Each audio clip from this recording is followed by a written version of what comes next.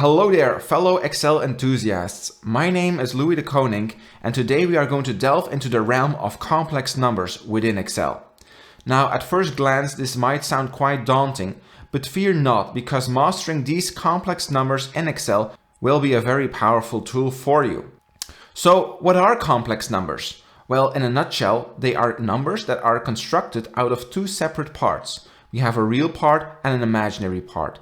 And we are often denoting this as A plus BI, where A is the real part and BI is the imaginary part.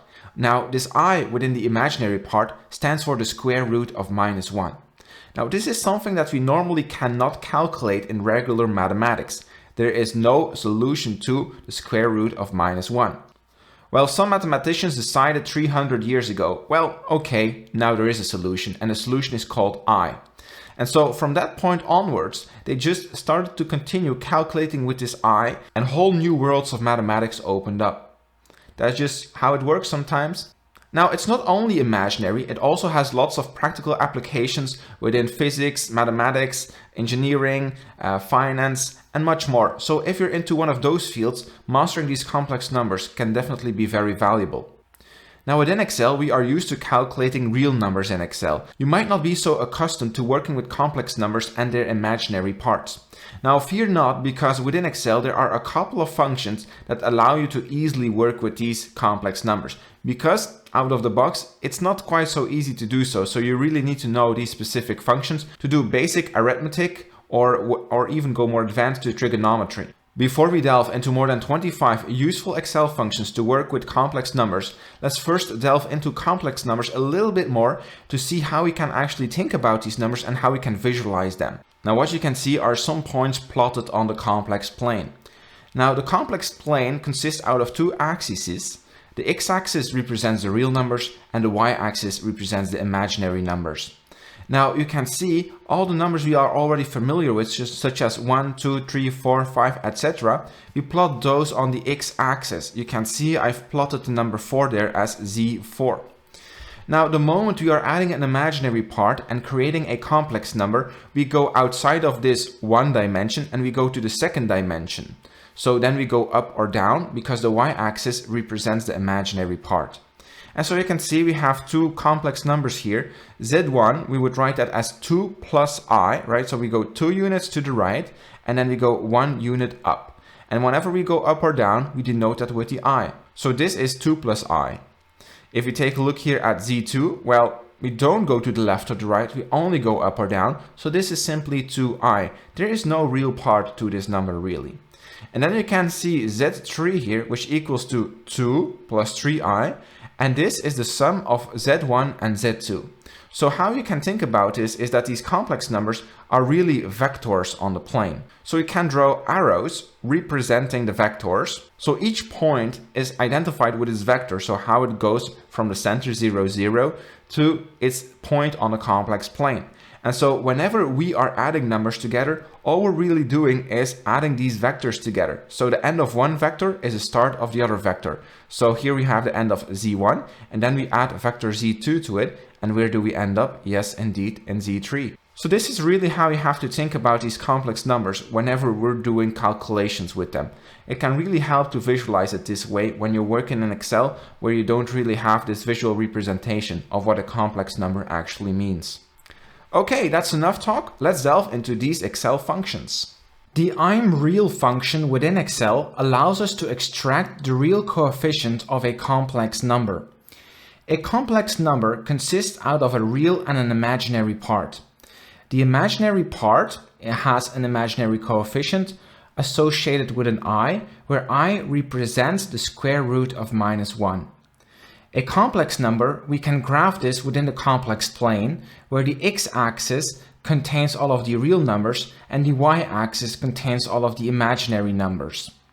When we use the ImReal function, we are extracting the real part of this complex number. In other words, the x-coordinate of this complex number within the complex plane. Now, the function itself is quite easy to use. We write equal sign ImReal, and then we supply a complex number. Now, it is important to understand that within Excel, complex numbers are actually written as strings, and we cannot do simple calculations with them. Now, I supply the complex number, press enter, and I will be pulling this through. And for each of these complex numbers, we are extracting the real part. You can see from all of these numbers that the real part refers to the part of the number that does not contain an I. So the first 5 here all have 2 because the 2, which does not contain an I next to it, that's the real part of this complex number. Within electrical engineering, the letter I is often used to represent current. So if you're studying engineering, the imaginary number might also be denoted with a J instead of an I. So let's take a look at an example. So this could also be 2 plus 2J. This is also a complex number, and we can also extract the real part of this complex number. So your complex number can be written both with an I or a J. The imaginary function within Excel allows us to extract the imaginary coefficient of a complex number. A complex number consists out of a real and an imaginary part, and this allows us to plot the complex number on the complex plane. On the complex plane, the x-axis represents the real part of our number, and the y-axis represents the imaginary part of our complex number. In column A, I have some complex numbers, and so when I use the imaginary function, while supplying it with a complex number, I will be extracting the imaginary coefficient of that number. The imaginary coefficient is whatever comes before the I in the complex numbers. So you can see 2I, so we get 2. Here we have I, which means 1 times I, so it's a 1. Here we don't even have an I, so it's like 2 plus 0I, that's why we get a 0. Here we have minus 2. So each time we extract the imaginary coefficient of our complex number. In other words, it gives us the y value of the coordinate of our complex number on the complex plane.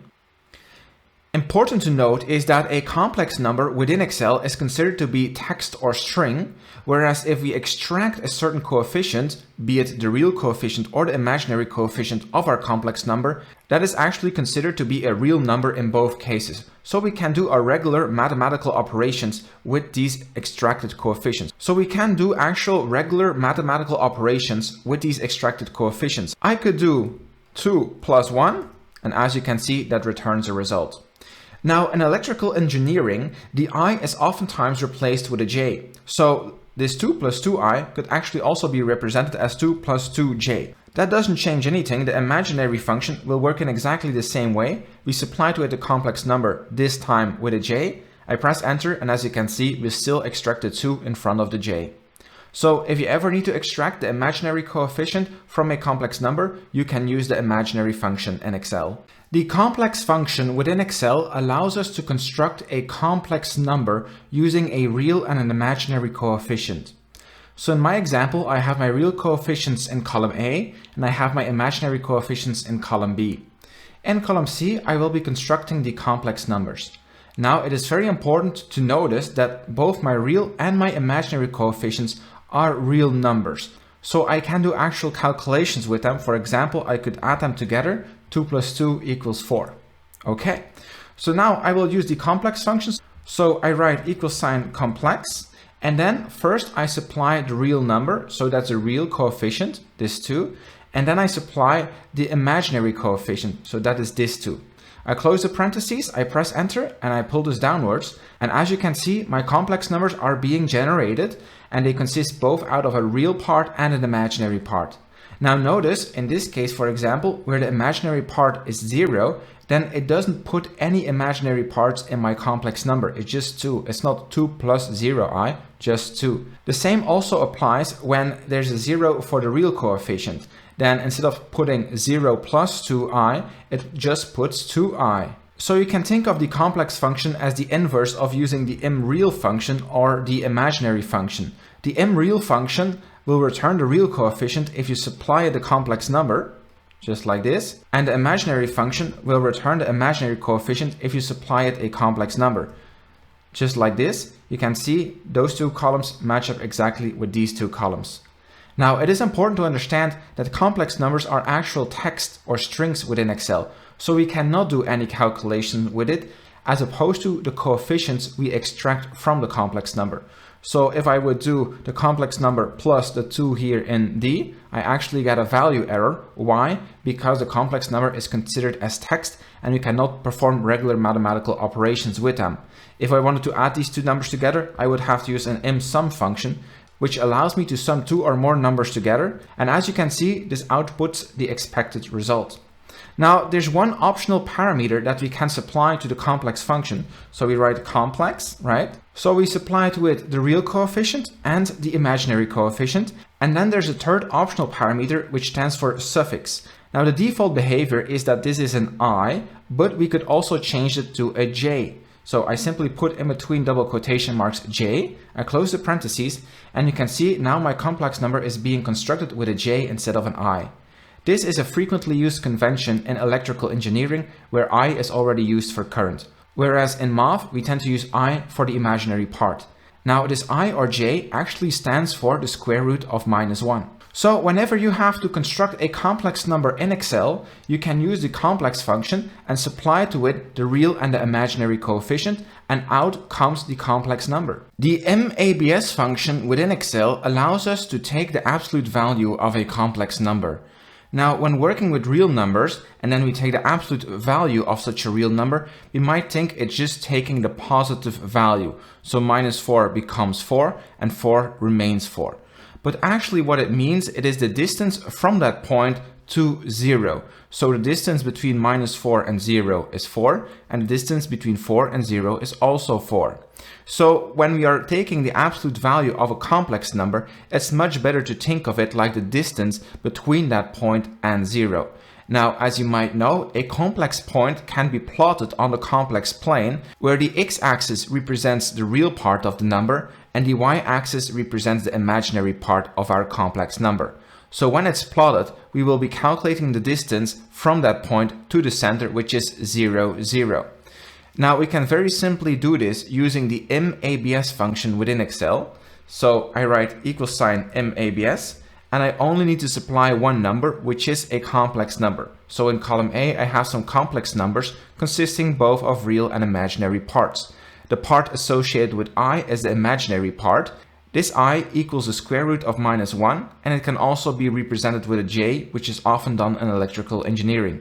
Now do keep in mind that these complex numbers are to be considered text or string in Excel, and that is the reason why we cannot use a regular ABS function, as that would require a numeric argument, whereas with the MABS function we can supply a complex number as string or text. Okay, I close the parentheses, I press enter, and I pull this downwards. And so what we are getting is the distance from our complex point to the center.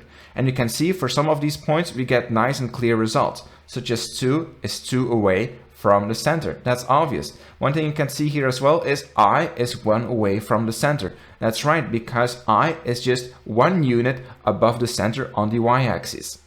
Okay, but how was this absolute value actually calculated? Well, like I mentioned earlier, the absolute value of a complex number is the distance from that complex number on the complex plane to the center of the complex plane. And so when we are calculating a distance, we can use the following formula, which is x squared plus y squared, and of that we take the square root. This is derived from the Pythagorean theorem. Okay, let's give this a shot. So we use the MSQRT function. Now we can use the regular square root function in Excel, and we don't need to use the MSQRT function, as we will be working with real numbers here. Now the first argument here is x squared. Now x represents a number on our x-axis, and remember the x-axis on the complex plane represents the real part of our number. So to extract the real part from our complex number, we can use the ImReal function, and then we supply only one argument, which is the complex number. I close the parentheses and I bring this to the second power. Now I add to this y squared. Now y represents the y-axis, and this is the imaginary part of our complex number. So with the imaginary function, we can extract the imaginary coefficient of our complex number. So the only argument is the complex number, and I also bring this to the second power, and I close the parentheses and press enter. Now I pull this downwards, and as you can see, we are getting exactly the same result, because, like I mentioned, taking the absolute value of a complex number is the same as calculating the distance from that point to the center. Now the absolute value of a complex number, we call this also the modulus, because it can also be used to write our complex number in a different form. The form you see in column A is what we call the rectangular form. So you have the real part and the imaginary part, and they both contain a coordinate on which we plot the point on our complex plane. Now we can also use the exponential form. With the exponential form, we use the argument, which is the angle at which the point is rotated from the x-axis on the complex plane. And we also use the modulus, which is the distance from the center to the complex point. Knowing those two variables, you can also uniquely identify a point on the complex plane. Now the formula to write this point at is r times e to the power theta I, where r represents our modulus, or the absolute value of the complex number, being the distance from the center to our complex number, and theta represents the angle or the argument at which we can find that point. Okay, so let's write this then. So it would be r. Now r we've already calculated using the MABS function. Now I will be rounding this down to 2 units. So we take the argument of the MABS function and round it down to 2 units. Then I will concatenate this as strings to e to the power of, and then theta I. Now theta is the argument, and we can calculate this using the MArgument function.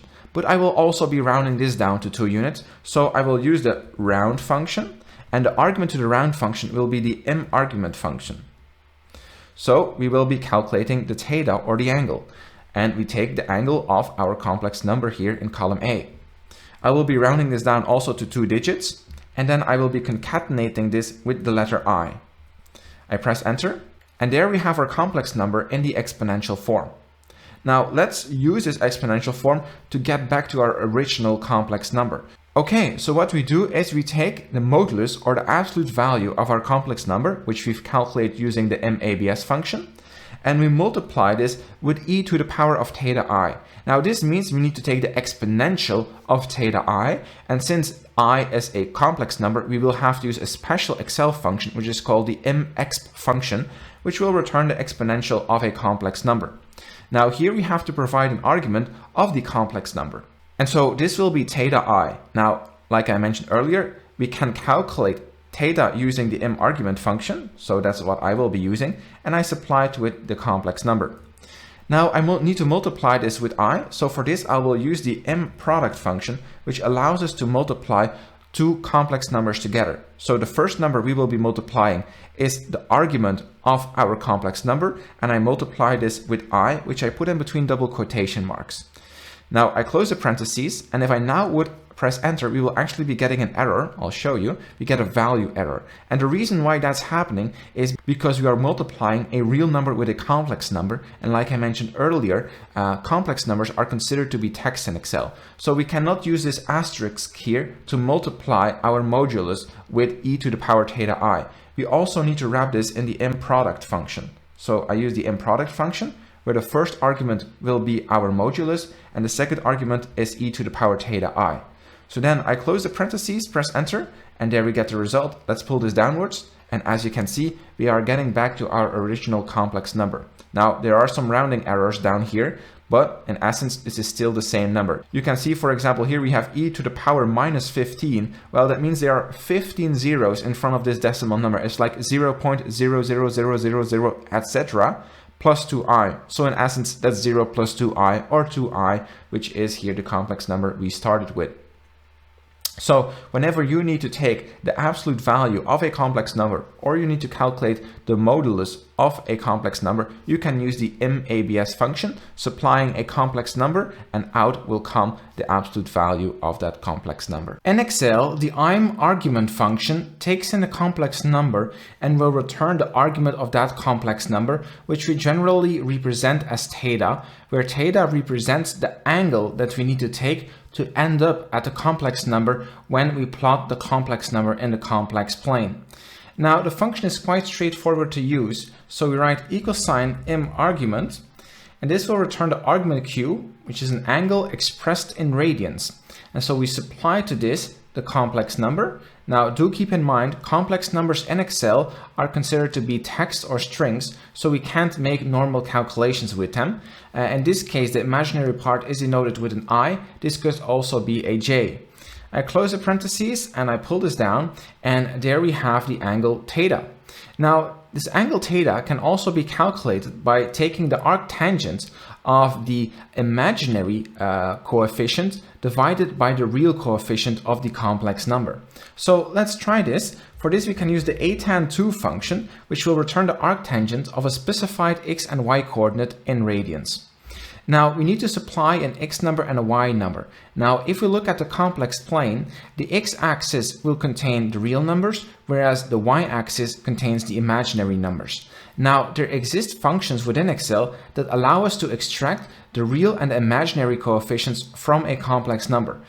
So for the first argument of the atan2 function, we need the real coefficient of our complex number, and we can get this through the ImReal function.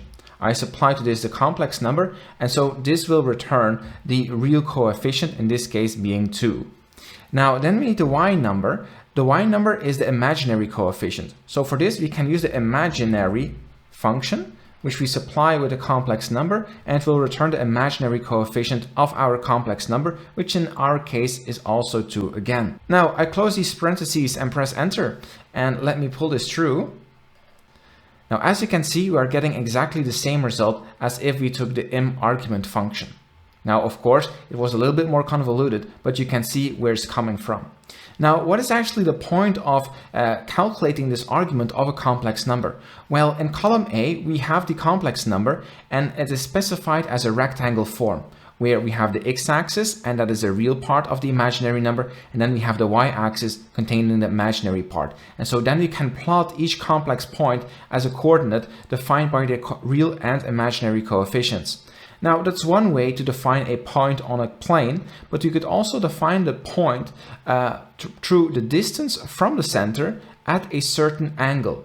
And this argument, this theta, is exactly what this angle means. When we use this form, where the distance is r and the angle is theta, we call this the exponential form of the complex number. Now let's recreate our complex number using this exponential form to prove that we will end up with exactly the same complex number. Now the first thing we need to do is to multiply theta, our argument, with I. Now we can do this using a function Mproduct. We cannot simply do this with a regular asterisk or regular multiplication, because we cannot multiply with complex numbers, as they are considered to be strings or text within Excel. So the first argument will be a y in double quotation marks, because remember, it's text. And then the second argument, which we want to multiply, that would be the theta. So this was calculated here with the ImArgument function. I could have also used the result from the arctangent function. Now I close the parentheses here, and now the number that we are getting here, we need to take the exponential function of that. So for this we can use the MEXP function, which will return the exponential of a complex number. So this will give us e to the power I theta. Now once again we need to use a special function here, MEXP, that works with complex numbers. Okay, all that's left to do is now multiply this result with r, which is defined as the distance from the center of our complex plane up until the complex number. So for this we need to use once again the Mproduct function in Excel. And so we multiply r times the number that was returned from the exponential function. So let me close the parentheses here at the end, and now we still have to define r.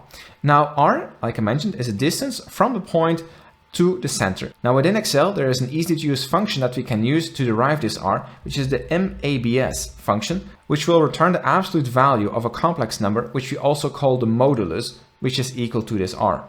So once again, it takes in one argument, being the complex number. So I click on that, I close the parentheses and I press enter, and I will be pulling this through. And as you can see, we are mostly getting back the exact same results, as you can see. Now, sometimes there's a slight discrepancy, and that has of course everything to do with some rounding errors within Excel, but you can see for the most part, it's actually matching up. So to recap, we can use the ImArgument function. We supply a complex number to it, and out comes the argument of this complex number. This argument is often represented with the Greek letter theta, which represents the angle we take from the x-axis on the complex plane to arrive at our complex number. The MConjugate function in Excel allows us to calculate the complex conjugate of a complex number. The function itself is quite straightforward. We type =, MConjugate, and we supply it with a complex number. Now do keep in mind that within Excel, a complex number is considered as text or string. Okay, so let's pull this down, and as you can see, the complex conjugate is nothing but taking the real part of your complex number and then flipping the sign in front of the imaginary part of your complex number. So 2 plus 2i becomes 2 minus 2i. Now, this complex conjugate has some interesting properties. So for example, if we add the complex conjugate with its complex number, we will be getting 2 times the real part of the complex number. Okay, so now in order to add 2 complex numbers together, we cannot simply write a plus sign like this. This will return a value error because we are adding 2 strings together, right? So we need a special function, which is the MSum function, which allows us to add 2 complex numbers together. So I supply the 2 numbers and close the parentheses. And if I now pull this downwards, you can see that each time we are getting double the real part of the complex number that we started with. As you can see here, we had 2 as a real part and we end up with 4. Here we had 1 as a real part, we end up with 2. Same here. Here we have no real part and we end up with a 0. Now, another interesting property of the complex conjugate is that if we multiply the complex conjugate with its complex number, then we will be getting the real part squared plus the imaginary part squared as well. So let's demonstrate this. If we want to multiply 2 complex numbers together, we use the MProduct function, which allows us to multiply 2 or more complex numbers. Once again, we could not simply do this with an asterisk like we would normally do if we multiply numbers in Excel, because we're actually working with text here. So I supply the 2 complex numbers as 2 separate arguments. I press enter and I pull this downwards. Okay, and so now let's prove that this is indeed the square of the real part plus the square of the imaginary part. Okay, so we can extract the real part of a complex number using the ImReal function. I supply the complex number and then I square this. To this, I will be adding the square of the imaginary part. For this, I can use the imaginary function, which will return the imaginary coefficient of a complex number. So I supply to it the complex number and I will also square this. Now notice that I did not need to use the MSum function to add these 2 numbers together, because both the ImReal and the imaginary function will return real numbers, being the coefficients. So I press enter and there indeed we have the result. And as you can see, this matches up exactly. The complex conjugate can also be really useful whenever you need to divide 2 complex numbers. Of course, in Excel, we can use the imdiv function for this, but when you have to do this by hand, usually we multiply the division by the complex conjugate divided by the complex conjugate, and that will get rid of the imaginary part in our denominator. Now, whenever you want to calculate the complex conjugate, you can use the MConjugate function and supply it with a complex number, and out will come the complex conjugate. The MSum function within Excel allows us to add multiple complex numbers together. So we write =MSum and then we supply complex numbers. Let's take these 2 numbers that we want to add together. As you can see, they are both complex numbers containing a real and an imaginary part. I close the parentheses and press enter, and now let's pull this downwards so we can see the result of adding each time 2 consecutive numbers. So for example, this 2 plus 3i was created by adding 1 plus 2i plus 1 plus I. Now you might be wondering, can't we just use a plus sign to add 2 complex numbers together? Well, the answer is no, because if I do a2 plus a3, we will be getting a value error. The reason why we are getting this is that complex numbers are considered to be text or strings in Excel, and as such we cannot do regular mathematical operations with them. We need special functions that are designed to work with these complex numbers, such as MSum. Now, what is actually happening when we are adding 2 complex numbers together? Well, let's take a look at an example. Let's say we want to add 2 plus 2i, and then add to this 2 plus I. Now we can simply get rid of these parentheses, so then we get 2 plus 2i plus 2 plus I. Now we take the real and the imaginary parts together, so we have 2 plus 2 plus 2i plus I. So that results in 4 plus 3i, which is indeed the result we got when we used the MSum function.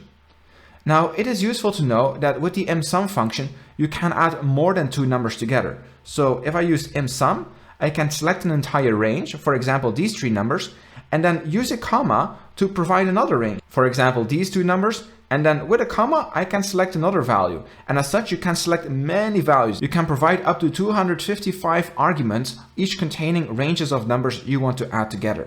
Now I close the parentheses, press enter, and out comes the result. In this case, 10 plus 2i. So whenever you need to add complex numbers together, and some of these numbers could be real, but as long as there's at least one complex number, you can use the MSum function. You simply supply the numbers you want to add together, and out comes their sum. The Msub function within Excel allows us to subtract two complex numbers from each other. So it's quite simple. We write =Msub, and then we need to supply two arguments, being two complex numbers, although they could also be real numbers. Now in this case, let's take 2 plus 2i as a first complex number and 2 plus I as a second complex number and press enter. Out will come the result of subtracting these two complex numbers. And in this case, that would be I. Now you might be thinking, can't we just use a minus sign to do this? So I take cell A2 minus cell A3, press enter, but out comes a value error. The reason why this is happening is that when we use the minus sign, we need to subtract two numeric arguments. Now, complex numbers in Excel are considered to be text or strings, and as such we cannot perform regular calculations with them, and we need special functions in Excel such as the Msub function that works with complex numbers. Now when we pull this down, you can see the subtraction of all of these consecutive numbers, but what is actually going on when we are subtracting two complex numbers?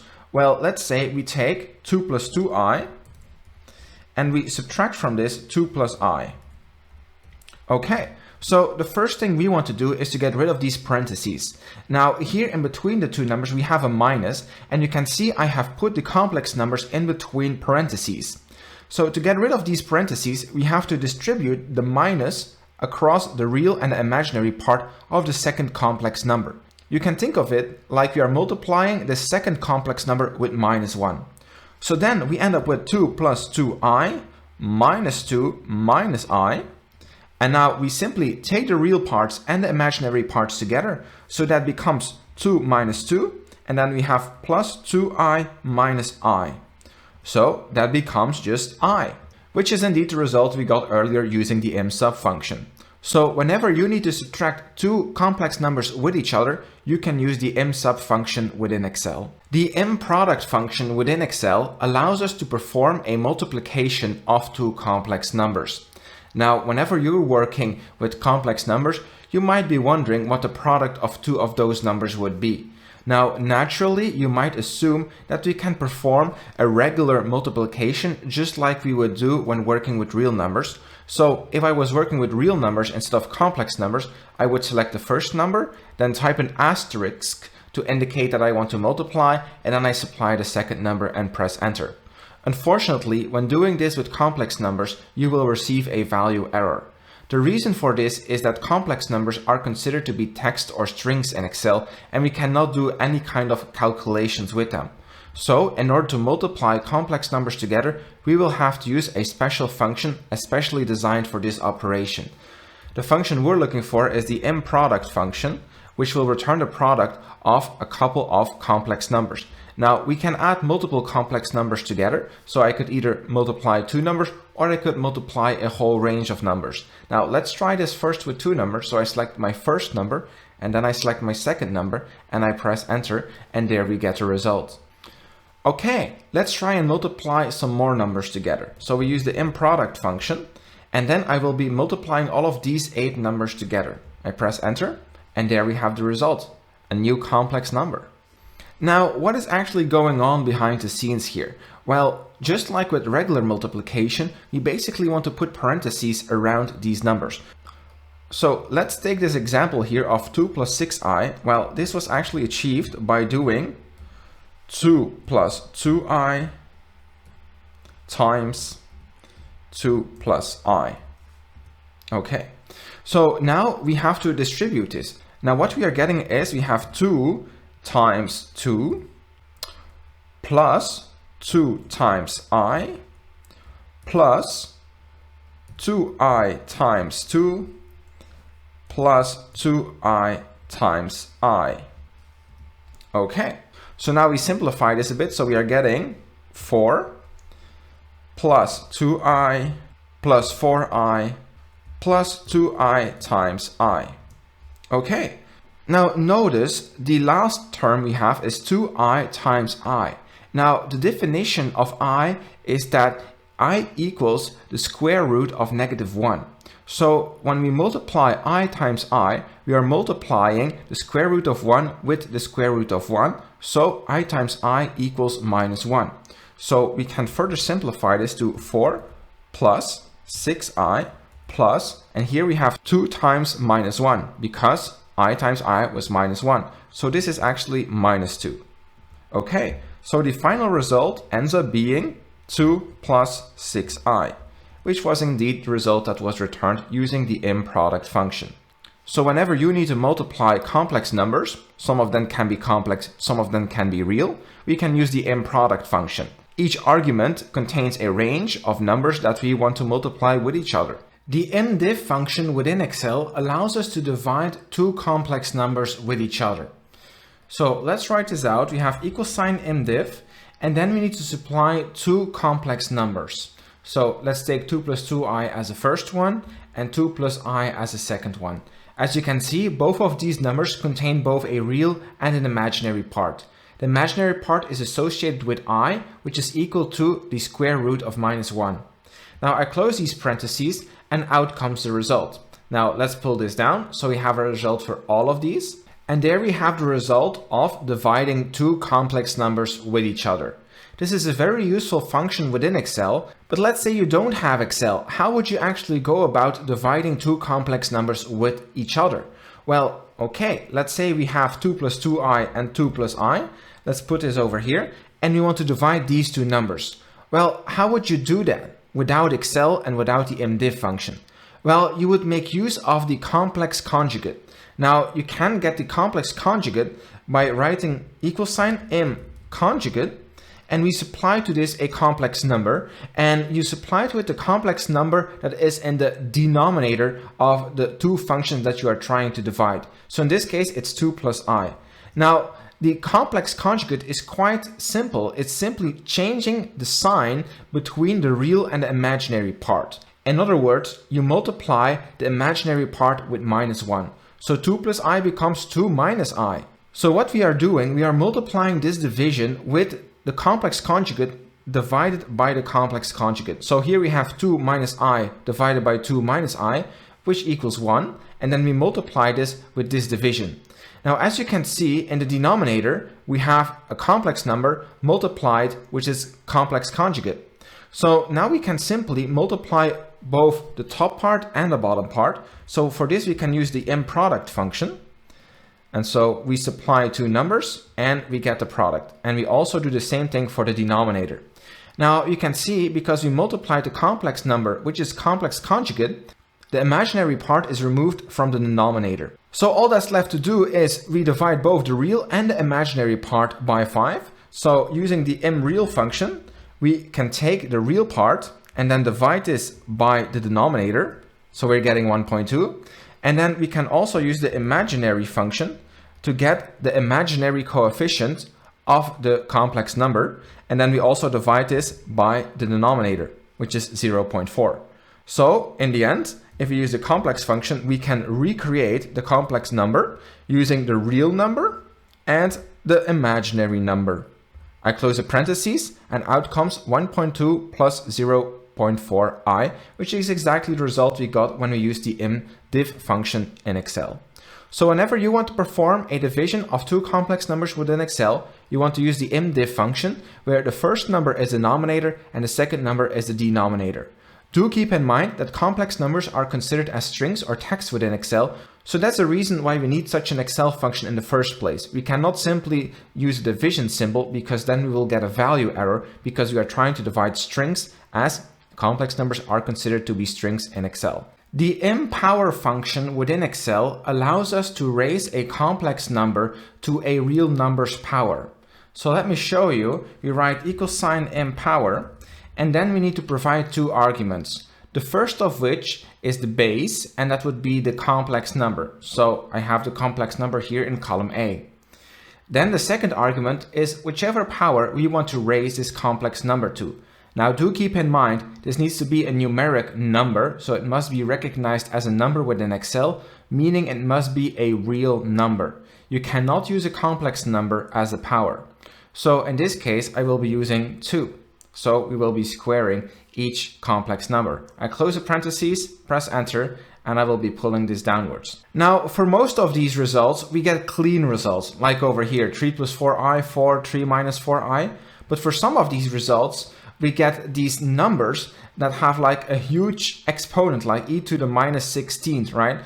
What this means is like 0 with 16 zeros and then 49005. So this might just as well be 0 plus 8i. Same thing here, 0 minus 8i. Same here, 0 plus 2i, etc. Okay, now one way how we could manually calculate bringing a complex number to a certain power is to transform our complex number from its rectangle form, such as we can see here in column A, to its exponential form, where it's written like r times e to the power theta I, where we call r the modulus being the distance from our point on the complex plane to the center, and theta being the angle at which the point is situated compared to the x-axis. Now on the complex plane, the x-axis represents the real part and the y-axis represents the imaginary part. So for this, we will have to calculate the modulus and the argument of our complex number. Now for both of these, an Excel function exists specifically to do this. So to get the modulus, we can use the MABS function, which will return the absolute value of a complex number. So I supply the complex number as the only argument. I pull this down and out comes the modulus. Now we can do a similar approach for the theta being the angle or the argument of our complex number. So I write argument, and this will return the argument expressed in radians of our complex number. So once again, only one argument, and we input that complex number as the argument, and we pull this downwards. Okay, so now we have sufficient information to write our complex number in the exponential form. So what would that look like? Well, let me round down this r to 2 digits.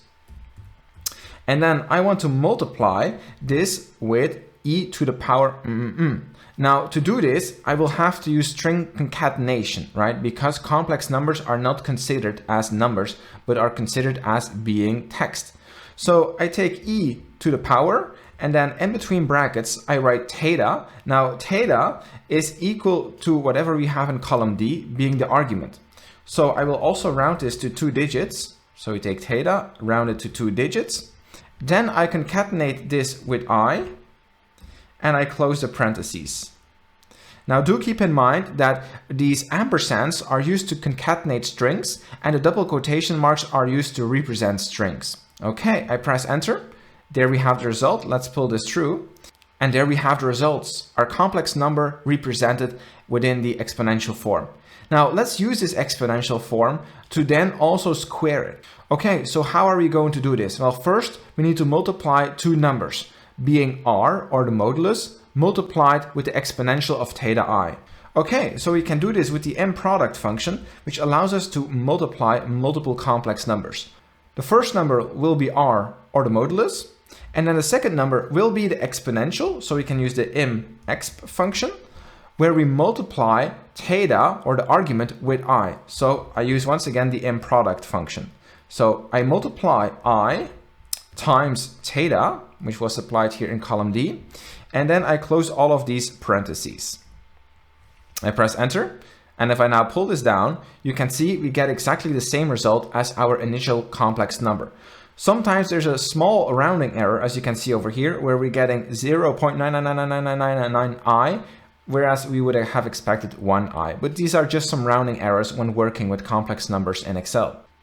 Okay, so if we now want to square this number, all we have to do is to multiply our exponent here of theta I with 2.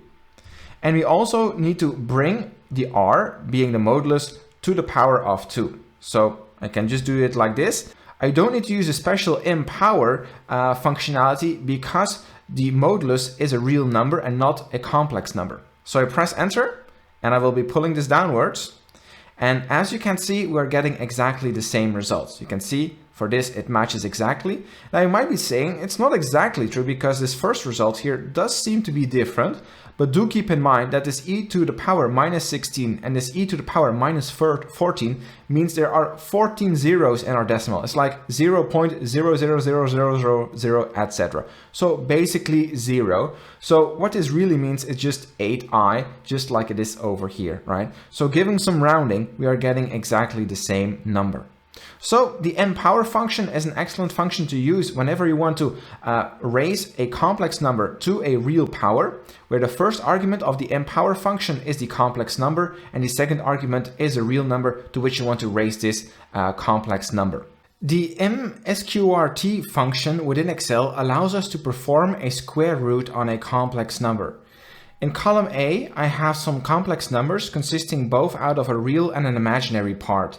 The imaginary part is denoted with I, which stands for the square root of -1, but this I could also be replaced with a j, which is often done in electrical engineering. Now, to find the square root of this complex number in Excel, we write =, MSQRT, and then we supply the complex number. Now, do keep in mind that complex numbers within Excel are considered to be text or strings, and as such, we need to use a special function, which is the MSQRT function and not a regular SQRT function. I close the parentheses and I pull this downwards, and what we are getting are the square roots of the supplied complex numbers. You can see for those numbers that do not contain an imaginary part, the square root is exactly as you would expect them to be. Now, how is this square root actually being calculated? Well, here you can see the formulas that are being used to calculate the x and the y variables that we need to calculate the square root of our complex numbers, which is a plus bi. So we will now calculate manually this x and y value to obtain the square root of our complex number. Now, what you can see in our formulas is that we are referencing the coefficients a and b, where a is the real part of our complex number and b is the imaginary part of our complex number. Okay, so we start with a big square root function. Now, this is the regular square root function. So not the MSQRT function, because right now we are working with real numbers. Now, of what are we going to take the square root? Well, we are going to take the square root of a number divided by 2. So I wrap it in parentheses and divide by 2. Okay, now we have to calculate the number that we are going to divide by 2. And so for this, we need to take the real part of our complex number, which we can do with the MReal function, which allows us to take the real coefficient of the complex number, which I reference here in cell A2. Now, this coefficient I add to the square root of a squared plus b squared. So that would be the real part, so I'm real, of the complex number to the second power, plus the imaginary coefficient of this complex number. So for this, we can use the imaginary function, which will return the imaginary coefficient of a complex number. So I also reference the complex number in cell A2, and we make sure to also take this to the second power. So there we have our final formula. So what we're doing is we're taking the imaginary part of a complex number and squaring that. And when we're adding to this the real part of our complex number and squaring that as well. Of this, we take the square root. Here we add the real part of the complex number 2. We divide this by 2, and then from everything we take the square root. So let's press enter to see our result, and you can already see it's matching up with the real part of the square root of the complex number. Now, one thing you might notice is that the x and the y are quite similar in how they are defined. The only thing that's changing is here we have a negative sign in front of the real part of our complex number. So let's just copy our formula and paste it down over here. And all we're changing here is putting a minus in front of the ImReal so that the real coefficient of our complex number will be negative. Now I press enter and pull this downwards as well. And as you can see, once again, it's matching up. So all that's left to do is now to reconstruct our complex number using the complex function.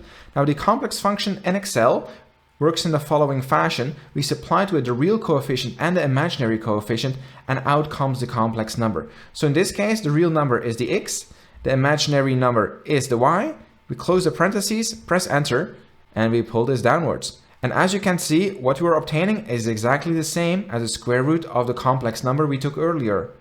So if you want to take the square root of a complex number, you can use the MSQRT function, supplying the complex number as the only argument, and out comes the square root. With the MABS function within Excel, we can take the number e, which represents 2.7, 18, 28, 18, 28, etc., and take this to the power of a complex number.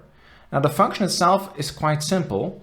We simply write imexp, and this will return the exponential of a complex number. So then we supply just one argument, which is the complex number. Now the complex number within Excel is represented by a string, so not a regular number. So I represent the complex number here. It can either be represented using an I or a j for the imaginary part. I close the parentheses and out comes the result. So this is e to the power of 2 plus I. This is the result we're getting, and this is the result for e to the power of 2 plus 2i. Now, at first glance, it might look a bit weird to take e and then bring this to the power of a complex number. However, do keep in mind that the exponential function, where we have e as a base and then we have an exponent to this e, can be represented with a Taylor series. Now, the Taylor series looks as following. We take the exponent and bring this to the power n, where n represents a whole number, and then we divide this by the factorial of n. Now, we do this for every possible value of n up until infinity, and then add all of these values together, and that is the end result of this exponential function. Now, let's take a simple example. Let's say you want to take e to the second power. That would look like this. So if we now apply the Taylor series, that would look like this. So we take 2, and then we bring this to the power of n. So we start with n at 0, and divide this then by the factorial of n. So we take the fact function within Excel, which returns us the factorial of whichever number is given, and I close the parentheses. Now, if you're not familiar with factorials, now if I take the factorial of 4, it is represented with 4 and an exclamation point, and this is equal to 4 times 3 times 2 times 1. So you take the number and multiply it with every number that came before it. Okay, so now we simply pull this down and we get a whole bunch of numbers. In this case, I have done 10 instances of this Taylor series, but in essence, it really continues up until infinity. But we should still be able to get some kind of approximation. So let's add all of these numbers together with a sum function, just like this. Press enter, and there you get 7.38895. Now let's compare this to the actual result of e squared. That would be the exponent function of the number 2. I close the parentheses, and as you can see, it's pretty close. It's not exactly the same, and that's because we stopped the Taylor series after 10 instances, but if we would have continued this up until infinity, it would have matched exactly. Now this Taylor series is another way to look at taking the power of something, right? Because I could have also done the exponent of 1, right? Which is 2.71828, and then multiply this with itself, right? So then I do exponent of 1 times the exponent of 1. I press enter, and you can see we get exactly the same result. So 2 ways to end up with the same result. But whenever we are working with complex numbers, it's better to look at the exponential function as this sum of this Taylor series. Okay, so here we have 2 plus 2i as our complex number that we will use as the exponent to the number e. Okay, so this is what represented as z in our formula. So we reference this number 2 plus 2i, and I make sure to absolutely reference it using the shortcut F4, which will place $signs in front of the letter and the number, so we are always referencing this number. Then we take this to the power of n, which is to the left-hand side, and divide this by the factorial of n, which is also on the left-hand side. I press enter, and we are getting an error. Now, the reason why this is happening is because complex numbers within Excel are represented as strings or text, and as such, we cannot use regular math operations to calculate with them. We need to use special Excel functions specifically designed to work with complex numbers. So first of all, here when we brought our complex number to the power of n, we need to use an MPower function to accomplish this.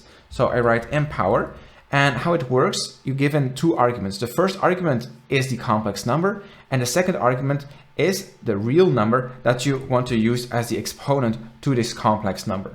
So I wrap this as such.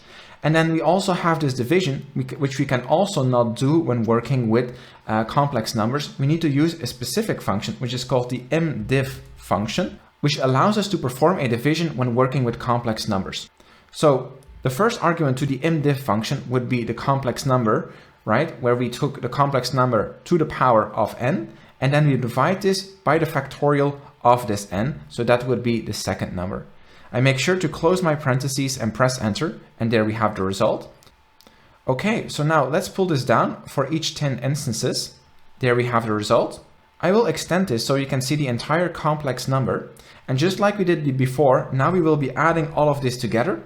Now, once again, we cannot simply add all of these numbers together using a sum function or a plus signs because we are working with complex numbers. So we need a special Excel function called MSum, which allows us to add complex numbers together. So I select all of the complex numbers, I close the parentheses and press enter, and there we have the final result. Now we can compare this to the result we got when we used the MXP function, where we supplied the complex number, in this case 2 plus 2i, and there we have the result of the exponential function applied to a complex number. And you can see it matches pretty closely. Of course, there are still some discrepancies as we go down the digits, but if we would extend this Taylor series further up until infinity, it would eventually match. So that's what's going on behind the scenes when we are using the imexp function. The imln function within Excel allows us to calculate the natural logarithm of a complex number. In column A, I have some complex numbers consisting both of a real and an imaginary part. Now, all we have to do is write equals sign imln and then provide as the only argument a complex number. Now, do keep in mind that complex numbers are considered text or strings within Excel, and so that's why we need a special function within Excel, which is the imln function, and we cannot use the regular ln function to take the natural logarithm of this complex number. I close the parentheses, press enter, and pull this downwards. I'll also extend the width of this column. So there we have it. That's the result of taking the natural logarithm of a complex number. Now let's take a look as to how this natural logarithm of this complex number was actually calculated. Now, in order to do this, it's best to transform our complex number from the rectangle form to the exponential form. In column A, we have the rectangle form, where we have a real and an imaginary part. And using those two parts, we can plot our complex number on the complex plane. The real part is associated with the x-axis and the imaginary part is associated with the y-axis. So that creates a coordinate that allows us to plot this. Now, there's also a different way of how we could uniquely identify a complex number on the complex plane. We do this by first taking the distance from the center of the complex plane up until the complex number. That will give us a circle around the center, and then to specify the point on the circle we are looking to take, we define an angle that we want to take from the x-axis up until the point. So for this, we need to calculate two variables. The first one is r, which we also call the modulus, or the distance from the center to the point. Now this is calculated by squaring the x coordinate, adding the square of the y coordinate, and then taking the square root of this. This is derived from the Pythagorean theorem. Fortunately for us, there is a simple to use Excel function to calculate this for us. And this is the MABS function, which will return the absolute value of a complex number, which is equal to the modulus of that complex number. So as the only argument, we supply the complex number, I press enter, and I pull this downwards. So there we have the distance from the center of the complex plane up until our complex number. Now we need to calculate theta, which is the angle at which the point is situated from the x-axis. This is calculated using the tangent. Fortunately for us, there's also a simple to use Excel function to calculate theta. Now we can do this with the margument function. Now the margument will return the angle at which the point is situated in radians. Once again, we only have one argument and we supply the complex number. I close the parentheses and I pull this downwards. Now, using this information, we can reconstruct our complex number in the exponential form. And so the exponential form is r times e to the power theta I. Okay, so first let's take r, which is the distance from the center to our point, and I will be rounding this value down to 2 digits. I can do this with the round function. Now, I will be concatenating this as strings, So I use an ampersand to concatenate two strings together, and then I take e to the power of theta. Now I write e to the power, and that's a string, and then I concatenate this with the theta rounded down to 2 digits as well. And then I concatenate this with an I. Just like that, I make sure to put I in between double quotation marks because this is text and not a number, at least in Excel. I press enter and I pull this downwards. And so there we have our exponential form of our complex number rounded to 2 digits. Okay, so now we want to take the natural logarithm of this number. Now, we didn't necessarily have to first convert it into the exponential form, but it does make things a lot easier. Because whenever we are taking a logarithm of a number, and that number consists out of a product, which is the case, in our case, it's r times e to the power theta I, we can actually split these two parts up, take their separate logarithm, and then add them together. So in our case, all we need to do is to take the natural logarithm of r, so we can do this with the ln function. Now, do keep in mind, we don't need the mln function, just a regular ln function, which will take the natural logarithm of a real number, which is the case with r. So I provide r, or the modulus, and I close the parentheses. Out comes the natural logarithm of r. Now we need to do the same thing for the next part, which is taking the natural logarithm of e to the power theta I. Now, a unique property of e, which is Euler's number and stands for 2.7, 18, 28, etc., and the natural logarithm is that they cancel each other out. So all I need to do is to reference theta, which we already calculated in column D, which is the angle at which the point is located. So now I can use the complex function to create a complex number using the real and the imaginary coefficients that we have calculated here. So I can use the complex function, so I type equal sign complex, and then I need to provide the real number, which is the ln of r, and then I provide the imaginary number, which is the ln of e to the power theta I. Now I close the parentheses, press enter, and I pull this downwards. I extend this, and as you can see, this matches exactly with the results we got back from the imln function. So that's actually what's going on if you want to manually calculate the natural logarithm of a complex number. You convert the complex number from its rectangle form into its exponential form by calculating the modulus and the argument. Then you split up your complex number in its modulus and its argument. You take the natural logarithm of both, and then you add them back together. And that will give you the natural logarithm of a complex number. So whenever you need to calculate a natural logarithm of a complex number in Excel, you can use the imln function, supplying the complex number to it, and out will come its natural logarithm. The imlog2 function within Excel allows us to perform a base 2 logarithm on a complex number. A complex number consists out of a real part and an imaginary part.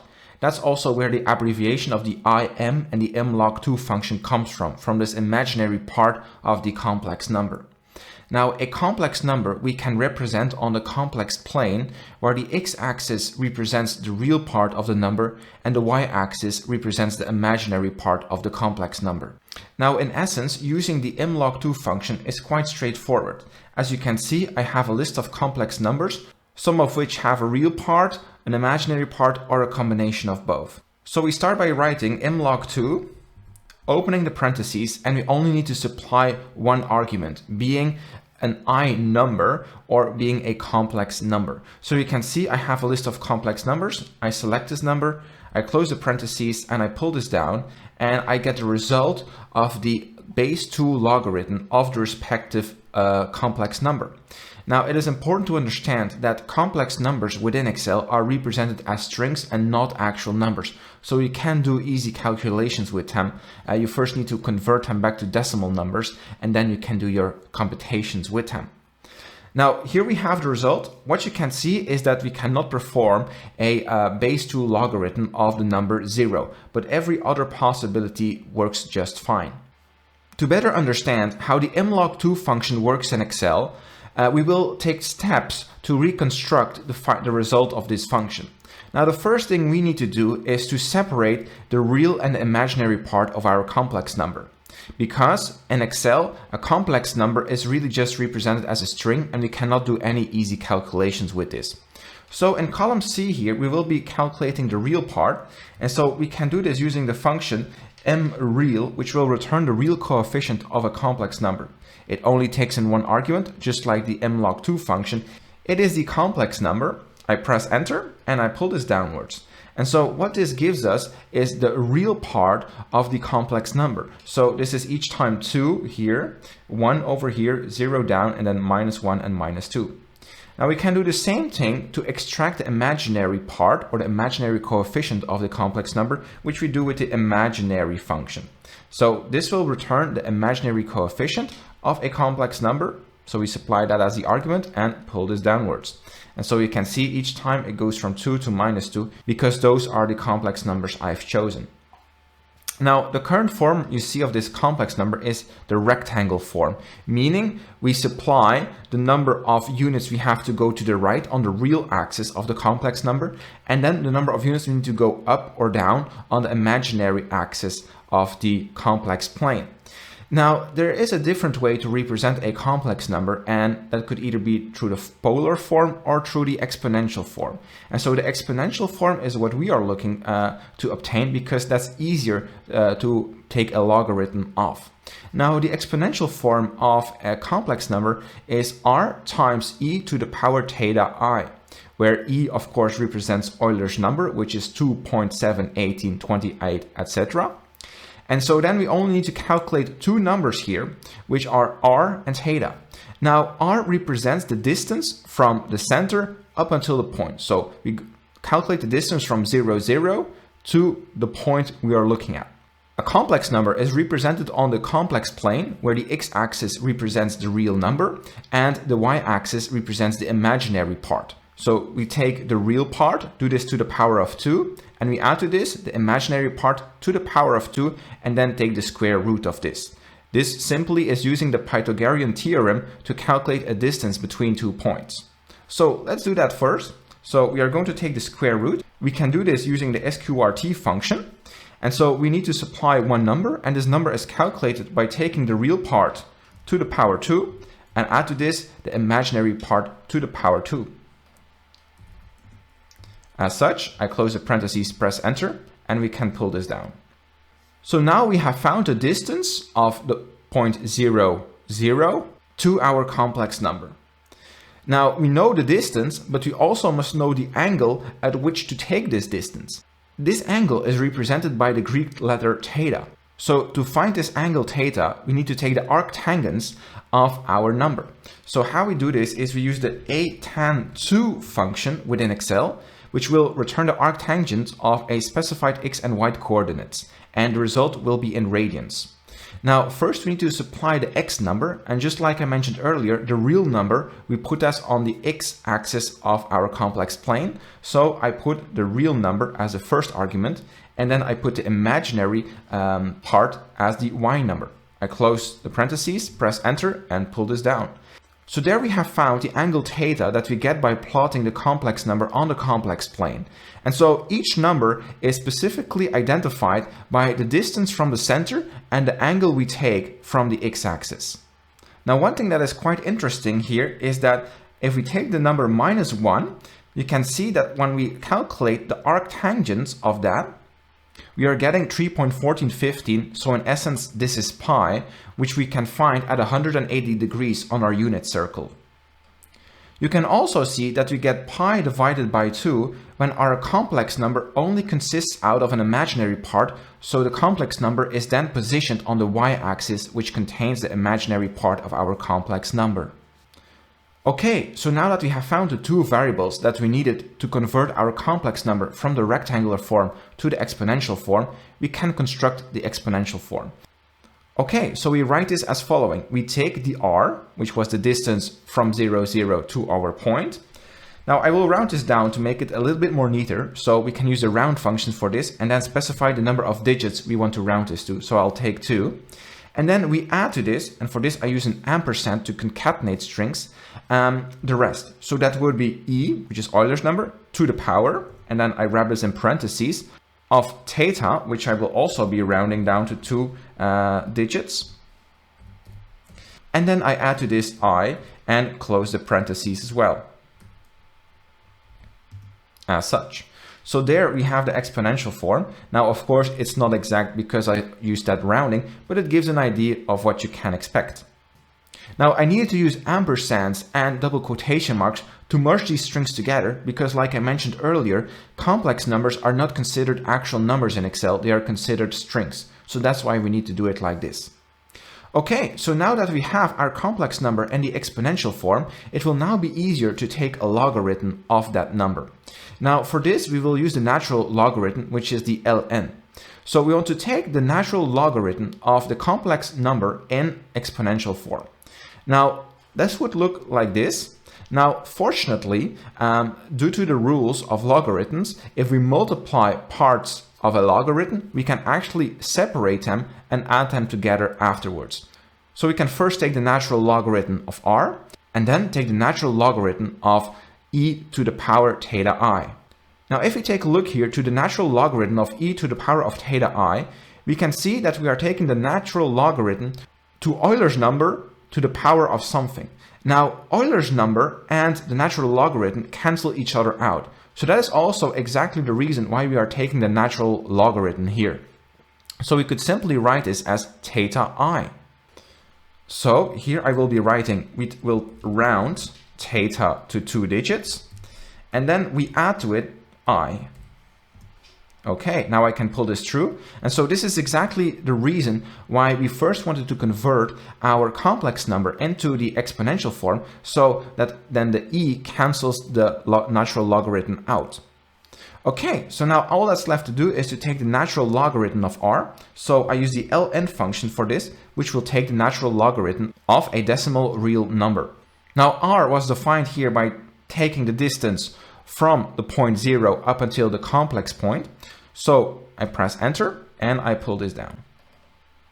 Okay, so now all we need to do is to add these parts together. So I will be rounding down the natural logarithm of r down to 2 digits. So I use the round function and I bring this to 2 digits. Then I concatenate a plus and then I concatenate the theta I. There we go. I pull this down. And so this is now the natural logarithm of the complex number we had earlier. Now we can verify if this was correct. So I will insert a new column here. And so what we will be calculating here is the natural logarithm of the complex number. And for this, there is a function in Excel, which is called ImLn. We supply a complex number to it and automatically the natural logarithm of that complex number will be calculated. And so as you can see, of course, given the roundings, the numbers match exactly. So far, so good.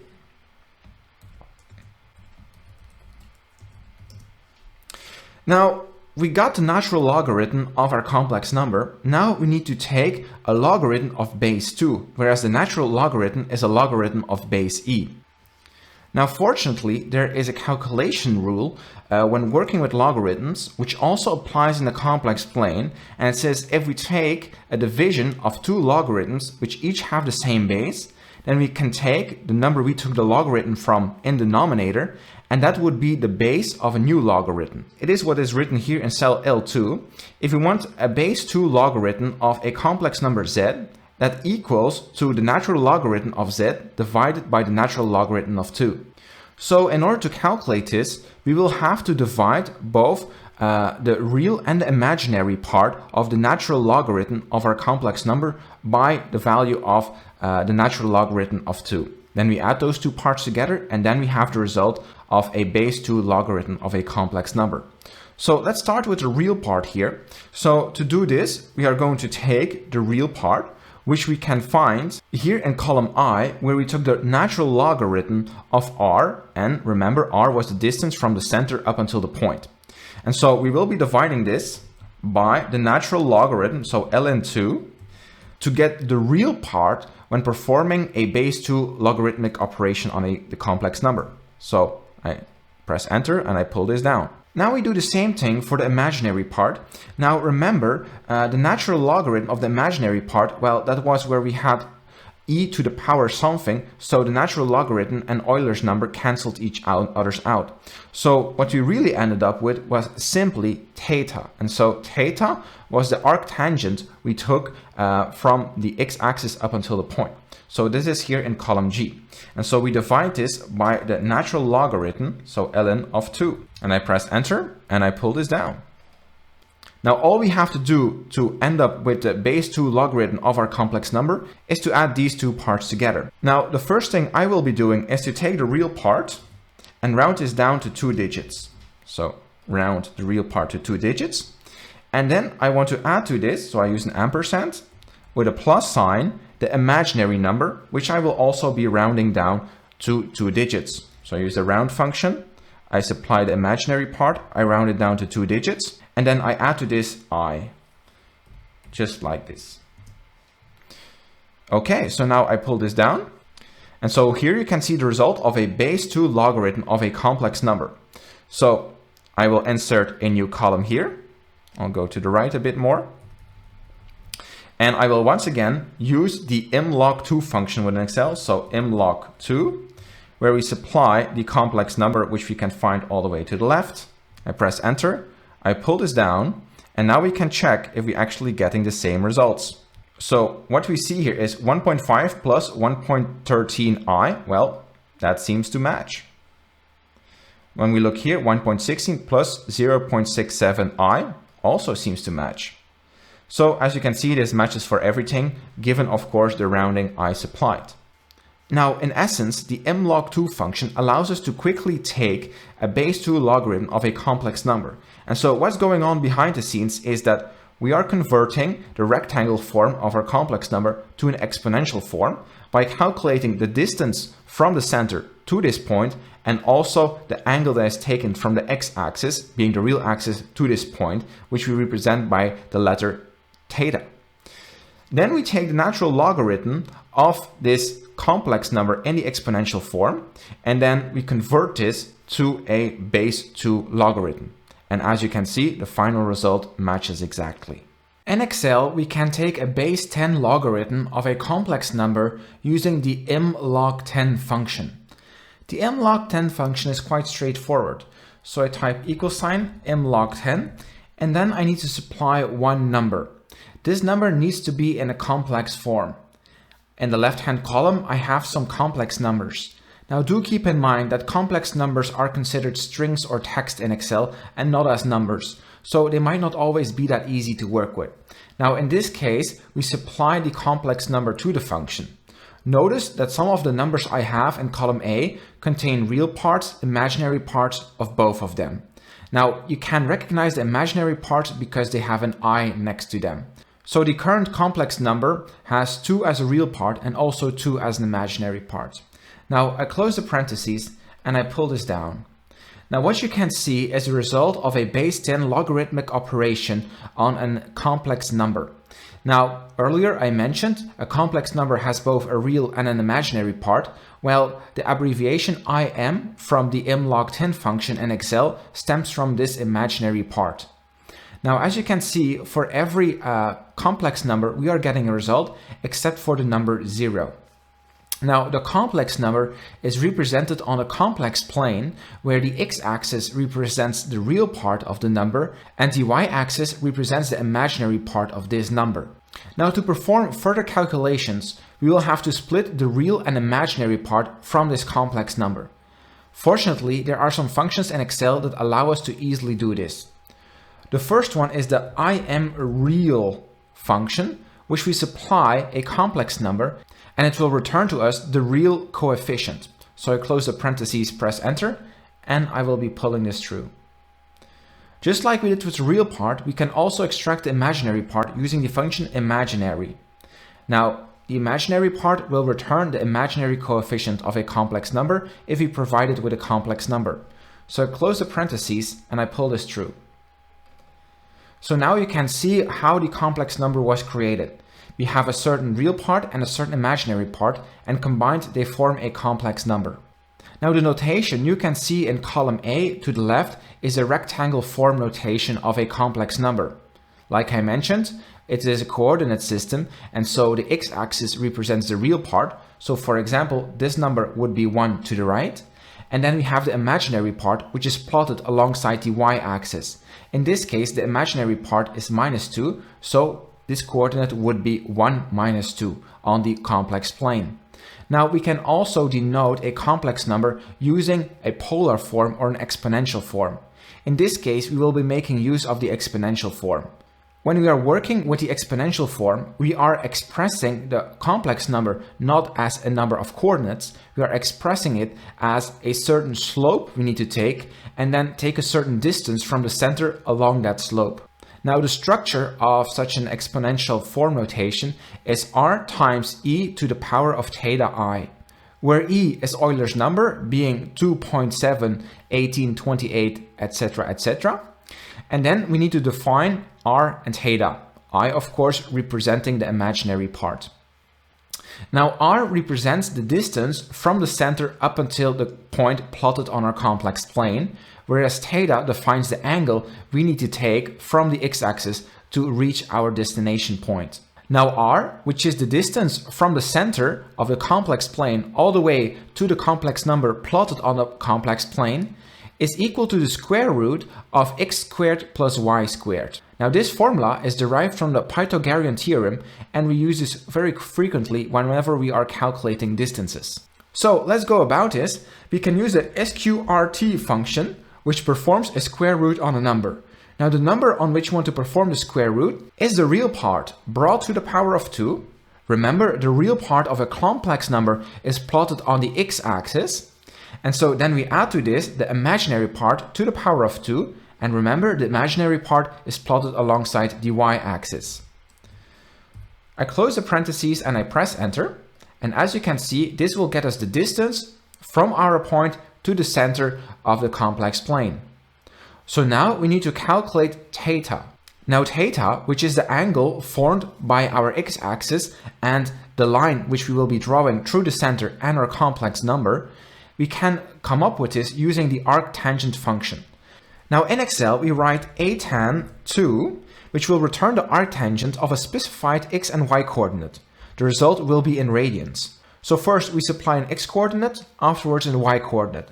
So the x coordinate is of course the real part of our complex number and the y coordinate would be the imaginary part of our complex number. I close the parentheses and we are pulling this down. Now that we've calculated the r and the theta, we can recreate the exponential form of our complex number. Now do remember that complex numbers are represented as strings within Excel, so we will need to do some string concatenation in order to create this exponential form. Now the exponential form starts with the air, being the distance from the center to our complex number. So I will be rounding this down to 2 digits, so I use the round function and I take the r and round this down to 2 digits. Then I concatenate this using an ampersand operator to e to the power of, and then I need to define theta I. So theta, that would be whatever we calculate in column G, but I will also be rounding this down. So I use the round function to select the variable for theta and round it down to 2 digits. Then I concatenate to this the letter I. I press enter and we pull this through. And so as you can see, we have recreated the exponential form of our complex number. Now, the reason why we took the exponential form of our complex number is that we can now more easily perform a logarithmic operation on our number. We will specifically be taking the natural logarithm of our exponential number. And this has a very nice advantage, is that the e to the power of something is cancelled out by the natural logarithm. So this is exactly what you can see here in column J. Now, when we take the natural logarithm of our exponential form, we can apply the logarithmic rules we would also apply when working with real numbers. For example, when we multiply something within the logarithm, we can actually split these parts up and later add them together to recreate the same result. So that's exactly what we will be doing. So first, we are taking the natural logarithm of e to the power of theta I. Now, this is quite easy. All we have to do is write theta I as the natural logarithm and Euler's number are cancelling each other out. So here I will be writing round, and then I will be rounding the theta down to 2 digits and concatenate this with an I. Okay, let's pull this through. Next up, I also need to take the natural logarithm of r. And remember, r represented the distance from the center of our complex plane up until our complex number. Now, for this, we can use the Excel function ln, which will take the natural logarithm of a number. Now, the number of which we want to take the natural logarithm is defined here in column if. This is already a real number, so this should pose no challenge. I close the parentheses and press enter. Now I will be pulling this through. Now, to reconstruct the result of our natural logarithm of this complex number, we will be adding these two parts together. So first, I will be rounding the real result, which we got by taking the natural logarithm of the distance to the complex number, to 2 digits. And then I add to this, and of course I'm using string concatenation as complex numbers are not considered numbers within Excel. To add to this, theta I. So let's concatenate those strings. And there we go. This is the result of taking the natural logarithm of a complex number in an exponential form. Now, to prove that this is actually correct, I will be inserting a new column where we will be using the function mln. And this function within Excel will perform a natural logarithm on a complex number. So all we do is apply a complex number, press enter, and we will be receiving the natural logarithm of that complex number. Now, of course, I've used some rounding, but as you can see, this matches exactly. So it's 1.4 plus 0.79i. Here we have 0.8 minus 0.46i. So whatever we came up is actually matching. So this proves that so far we have been following the correct steps. So this represents ImLn. Let's make this column a little bit smaller. Okay, so we've taken the natural logarithm of a complex number, but what we were really trying to do was to take the base 10 logarithm of a complex number. Fortunately, there exist some logarithmic calculation rules which apply to real numbers, but also apply to complex number. Now for this, we can use a calculation rule, which says that if you take a division of two logarithms, which both have the same base, then we can construct from this a new logarithm that has the base of the number we took the logarithm from in the denominator. So this is exactly what is shown here. So base 10 logarithm of a complex number is equal to the natural logarithm of this complex number divided by the natural logarithm of 10. I will be performing this calculation both for the real and the imaginary part of my complex number. Now first we need to take the natural logarithm of the real part of our complex number. Well, we actually already did this. This was here where we take the natural logarithm of r, and now we need to divide this by the natural logarithm of 10. I close the parentheses and pull this down. Now we need to do the same thing for the imaginary part of our complex number. Now earlier here in column K, you can see we took the natural logarithm of e to the power theta I, and what was returned was basically theta I. So what we are looking to take is just theta, because that is the natural logarithm of the imaginary part of our complex number. So I reference theta and I divide this by ln 10. I pull this down, and now we have both calculated the real and imaginary part of our complex number, of which we took the base 10 logarithm. All that's left to do is add these two parts together. So we have the real part, which I will be rounding down to 2 digits. And I add to this the imaginary part. So I concatenate a plus sign and then also round down the imaginary part to 2 digits. And in the end, I add an I to finish things off. Press enter. I'm pulling this down, and there we have the base 10 logarithm of a complex number. Now to verify that this is actually correct, let's insert a column where we will be once again using the imlog10 function. So imlog10. And so we write equal sign imlog10. This will return the base 10 logarithm of a complex number, and the only argument we provide is the complex number in its rectangle form. I close the parentheses, press enter, and I'm pulling this down. Now, because we get a lot of decimal numbers, let me extend the column to verify if we are actually getting the correct number. And you can see here we have 0.45 plus 0.34i, and this matches exactly. For example, here we have 0.35 minus 0.48i. Well, that's exactly what we're getting there. So as you can see, we've been able to reconstruct the imlog10 function to see what's going on behind the scenes. So what we're really doing is converting the rectangle form of our complex number to an exponential form, for which we have to calculate the theta angle and the r distance. And from this, then we take the natural logarithm. Then, using some logarithmic calculation rules, we can derive the base 10 logarithm of this complex number. The MSum function within Excel allows us to calculate the sign of a complex number. The function itself is quite simple. We write MSum, and then we supply as the only argument the complex number. In column A, I have a complex number, so let's provide this, close the parentheses, and pull this downwards. The result we're getting is the sign of the complex number. Now do keep in mind that complex numbers within Excel are considered to be text, so that's why we need a special MSum function, and we cannot use a regular sum function to calculate the sign of a complex number. The sign of a complex number is actually equal to the following formula: e to the power iz minus e to the power minus iz divided by 2I. Now let's check if this actually holds true. So e of course stands for Euler's number, which is 2.7, 18, 28, etc. And so whenever we bring e to a certain power, we call this taking the exponential. And so we can do this with the MXP function. We use this function whenever we want to return the exponential of a complex number. So in this case, what we want to return the exponential of is I times the complex number. So first we'll have to multiply our complex number with I. We can do this with the Mproduct function, which allows us to multiply multiple complex numbers together. And because complex numbers are considered to be strings in Excel, that is the reason why we need such a special formula. So the first argument will be I, which I put in between double quotation marks because it's considered text. And then the second argument will be our complex number. I close the parentheses. Now we have the exponential of I times our complex number.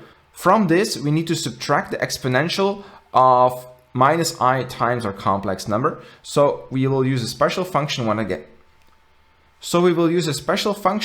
again, which is called Msub, which subtracts two numbers from each other. So from this first number, let's subtract the result of the MXP function. Now the MXP function will also take an Mproduct function as an argument, where we multiply minus I, which I put in between double quotation marks, with our complex number. I close the parentheses. And so now we need to divide this result by 2I. So once again, you guessed it, we will have to use a special Excel function, which is called the mdiff function, which allows us to divide two complex numbers. So we take this entire complex number and divide it with 2I, which I put in between double quotation marks.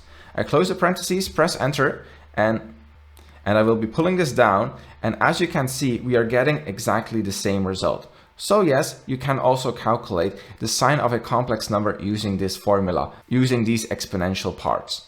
So whenever you need to calculate the sign of a complex number, you can use the MSum function. You only need to provide one argument, which is the complex number. The imaginary part of the complex number can either be denoted with an I or a J. In Excel, we can use the mcos function to calculate the cosine of a complex number. The function itself is quite straightforward. So we type equal sign, mcos, and open the parentheses, and we then only have one argument, which is the complex number. Now, as you can see in column A, I have some complex numbers, some of which only have a real part, some of which only have an imaginary part, and some of which have both. Now, the imaginary part is denoted by the I. Now, this could also be a J, so this is up to your personal preference. So we select the complex number, close the parentheses, press enter, and pull this down. What we get as a result is the cosine of the complex number.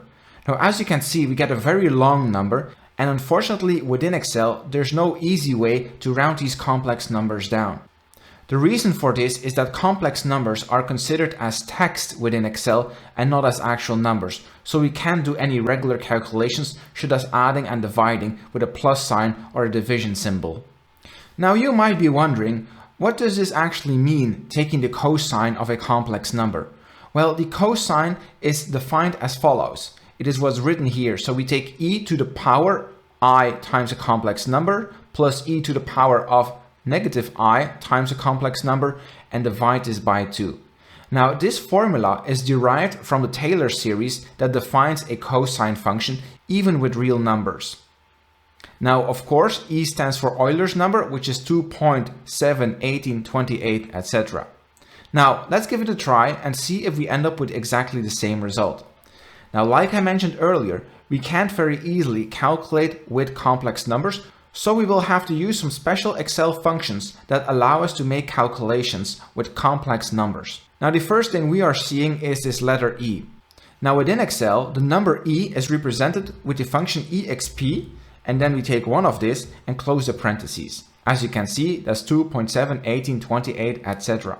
Now when we are using the exp function, we are telling Excel, take the number E as a base and bring this to the power of whichever the argument is of the exp function. Now in this case, I took 1, so we're just getting E. Now we can't use this function when we are working in the complex plane because the number that we are supplying to the exp function needs to be a real number. So we need to use a different function. Now if we want to take E and take this to a power of a complex number, we have to use the ImExp function. So this will return the exponential of a complex number.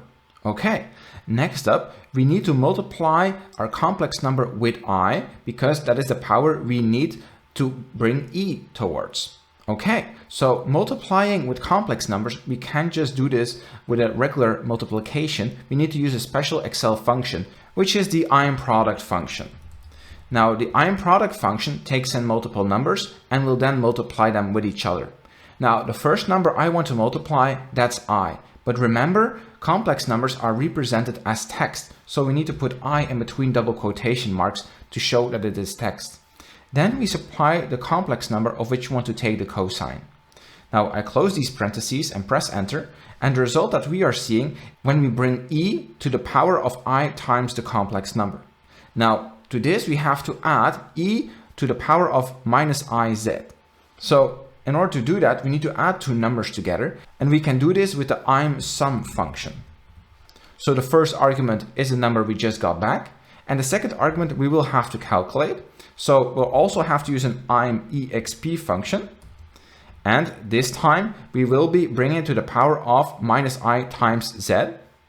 So for this we use the ImProduct function again. And so the first number we want to multiply is minus I, which we put in between double quotation marks. And the second number we want to multiply is once again our complex number. I close the parentheses, and now I need to divide this by 2. Now we cannot use a regular division because our denominator contains a complex number. So therefore we will be wrapping all of this inside of a new Excel function, imdiv. And this allows us to divide complex numbers. We're taking this entire complex number and dividing it with 2.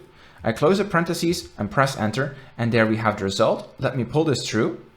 And as you can see, this gives us exactly the same result as just using the imcos function. So now you know better what's going on behind the scenes whenever you're using the imcos function.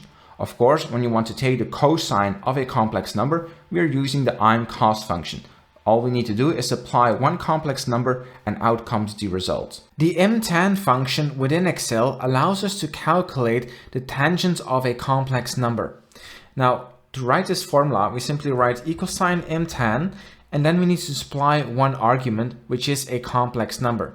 So in column A, I have some complex numbers. I input this as the argument, close the parentheses, press enter, and pull this downwards. Out comes the tangent of this complex number. Now do keep in mind that complex numbers are represented as strings within Excel, and so we definitely need to use these special functions to work with complex numbers, such as the imtan function. Now, when working with real numbers, we can obtain the tangent through the division of the sine by the cosine. Does this relationship also hold true for complex numbers? Well, let's find out. We can also take a sine of a complex number and then divide this by the cosine of the same complex number. Now, to take the sine of a complex number, we need to use the Excel formula MSyn. So this will return the sine of a complex number, and we supply to it the complex number. Now, as you can see, my complex number consists out of a real and an imaginary part. Do keep in mind that we can indicate I also with a J, so that is often done in electrical engineering. Now I close the parentheses, and now I need to divide this by the cosine of this complex number. Unfortunately, we cannot simply write a division symbol because then we are calculating with real numbers, so that will not work with complex numbers as those are considered as strings. So we need a special formula for this, which is the imdiv function. The imdiv function within Excel will return the quotient of two numbers. So basically it divides two numbers. So the first number is the sign of the complex number, and then we divide this through the second number, which is the second argument of the mdiff function. And so here we will be using the mcos function of the complex number. Okay, so we supply to it the same complex number, close the parentheses twice, and press enter. And as you can see, when I pull this down, you can see that we are getting exactly the same result. So the answer is yes. The relationship that the tangent is equal to the sine divided by the cosine also holds for complex numbers. Now, whenever you need to calculate the tangent of a complex number, you can do this using the imtan function. With the Excel function imcot, we can take the cotangent of a complex number. Now, the function is quite straightforward. We type equal sign mcot, and so then we supply a complex number. Now, it is important to understand that within Excel, complex numbers are considered as strings or text and not numbers. So it's not always easy to do simple mathematical operations with them. Now, do keep in mind that for the complex number, it consists both of a real and an imaginary part. The imaginary part is accompanied with the letter I, but this could also be J. So this is your own preference. Now, I supply the complex number and I pull this down. And the result is that we can see the cotangent of this complex number. Now, as we know, just like with real numbers, we can derive the cotangent from dividing the cosine by the sine. So using the functions imsin and imcos, we can construct the sine and cosine of our complex number. So let's do that. So we write imsin and then supply the complex number. We pull this down and do the same thing for the cosine. So mcos, and then we also supply the complex number. Now, right now there's a lot of numbers on my screen, so let me extend this range a bit so we can better see what's going on. Now, the reason why these strings are so long is that there's no easy way within Excel to round these complex numbers, so that's why they're so long. Okay, so now let's try to divide the results we got back from taking the cosine and the sine from a complex number. So for this, there's also a function available in Excel, which is called mdiff, which allows us to divide two complex numbers. Because if you remember, simply dividing two numbers here will not work because they are considered as text and not as numbers. So that's why we need a special function, which is mdiff. And so then we supply two numbers which we want to divide by each other. So we divide cosine by sine. I press enter, I pull this through, and I extend the column. And so now we can check and verify that indeed the results that are being returned are exactly the same. So that is indeed how the cotangent is being calculated. Now let's shrink this column size a bit. Because, okay, now we can define the cotangent using the cosine and the sine of the complex number. However, you might still be wondering, okay, how is the sine and the cosine derived of a complex number? So for this, we can make use of two definitions of what a sine and a cosine of a complex number actually are. So the sine of a complex number is equal to e to the power, and e of course stands for Euler's number, which is 2.7, 18, 28, etc. to the power of I times the complex number minus e to the power of minus I times this complex number divided by 2i. And cosine is defined pretty similarly. It's e to the power I times the complex number plus e to the power of minus I times the complex number divided by 2.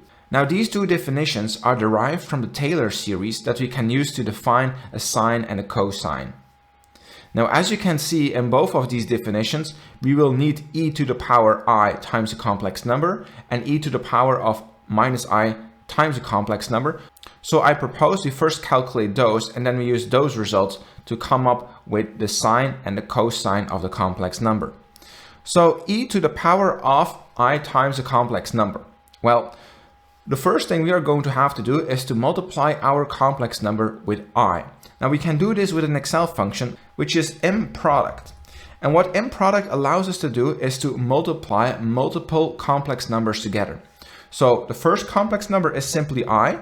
Now do keep in mind, complex numbers are considered as strings, so we need to put I between double quotation marks here. Then the second number would be the complex number we had to start with. I close the parentheses and there we have the multiplication. Okay, so now we will bring e to the power of this number, and so for this we can use the function mexp. So this will return the exponential of a complex number, and so we wrap everything we got inside of the parentheses of this new function, and there we have the result. So this is e to the power I times a complex number. Okay, so let's pull this down, and now let's do exactly the same thing for e to the power of minus I times a complex number. So once again, we use the Mproduct function within Excel, and then we supply minus I. Once again, we put it in between double quotation marks. And then the second number is once again our complex number. I press enter and I pull this down. So there we have that result. Now we have to bring e to the power of whatever was returned over here. So once again, we wrap this in an MX function. Okay, let's pull this down, and there we have the result. Now, as you can see, once again, these are very long strings. Okay, now we can combine both of those parts to calculate both the sine and the cosine of a complex number. So as you can see, the formula to calculate a sine of a complex number would be e to the power iz, so that's what we've got here. Subtract from that e to the power of minus iz and divide that by 2i. Okay, so to subtract two complex numbers, we once again cannot do this very easily. We have to use a specific Excel function, which is called Msub. And so what Msub does, it returns a difference of two complex numbers. So the first number we have to take is e to the power iz, and then subtract from that, so using as a second argument e to the power minus iz. Okay, I close the parentheses, and now I also need to divide this by 2i. Once again, we cannot simply write division by 2i. We need to use a special Excel function, which is called the mdiv. So the mdiv allows us to divide two complex numbers. So the first complex number is a difference between e to the power iz and e to the power minus iz. And then we divide this by 2i, which I will wrap in double quotation marks because this is considered as a text value within Excel. I close the parentheses and I press enter. And I pull this downwards. And there we have the results for the sinus of z. So let's extend this column here of sinus of z. And let's compare. So you can see indeed the sinus z was 3.42 and then minus 1.5i. Well, that's exactly the same we are getting when we are manually calculating this. So you can see it matches exactly. So this is indeed how we will be calculating the sinus of a complex number. Now, of course, it's easier to do it with the MSyn function like we did here in column D, but it's still good to know what is going on behind the scenes. Now, let's do the same thing here for the cosine of a complex number. So for this, we need to add two complex numbers together. So then we use the MSum function, and this returns the sum of multiple complex numbers. So it's simply the sum of these two numbers. So I select them as a range, and then I need to divide this with 2. So for this, I will also use the mdiv function, because even though we are dividing by a real number, as long as one of the two parts contains imaginary parts, you will need this Excel function mdiv to perform the division. So then the second number is 2. I close the parentheses, I press enter, and I pull this downwards. And so now we can compare this cosine that we manually calculated to the cosine we got from Excel and verify if it is indeed the same thing. So here we can see minus 1.56 minus 3.29i. Well, that's indeed exactly what we're getting back. So here we've proven this is indeed how we can calculate the cosine and the sine of a complex number, and then dividing both the cosine by the sine will result in you receiving the cotangent, which you could also get just by using the mcot function in Excel on a complex number. The msec function within Excel allows us to calculate a secant of a complex number. Now we simply write equal sign msec, we open the parenthesis, and as the only argument we supply the complex number. In column A I have my complex number. You can see it exists out of a real and an imaginary part. The part with the I is the imaginary part. Now this could also be written with a J, which is often done in electrical engineering. Also, do keep in mind that complex numbers within Excel are considered to be text or strings and not actual numbers. Okay, I close my parentheses, press enter, and pull this formula down. And there we have it. That's the secant of a complex number that we are getting. Now, when working with real numbers, the secant is equal to the inverse of the cosine function. So if you take 1 divided by the cosine of a number, that should be equal to the secant of that number. Now, does this relationship also hold true when working with complex numbers? Let's give it a try. So the first thing we are going to need is to take a cosine of a complex number. Within Excel, we can do this with the imcos function. Now the imcos function works very similarly to the imsec function. We only need to provide one argument, which is the complex number. And so I close my parentheses, and there we have the cosine of our complex number. Now we need to take the inverse of this, meaning 1 divided by this cosine function. Now you might be tempted to simply put 1 divided by this cosine, and if we now press enter, we get a value error. The reason for this is that within Excel, complex numbers are not considered numbers, they are considered text, and as such we cannot use regular operators such as plus, minus, division and multiplication with them. If we want to do those kinds of operations, we need to use special Excel functions. In this case, we need to use the imdiv function, which allows us to perform a division using complex numbers. Now in our case, we are only dealing with one complex number, the other one, the 1, is a real number, but even in that case, we still need to use the imdiv function. So the first argument is the denominator to our division, which in our case is 1, and then the second argument is the denominator, which is the result of the cosine function, which will equal a complex number. So I close the parentheses, press enter, and now I will be pulling this downwards.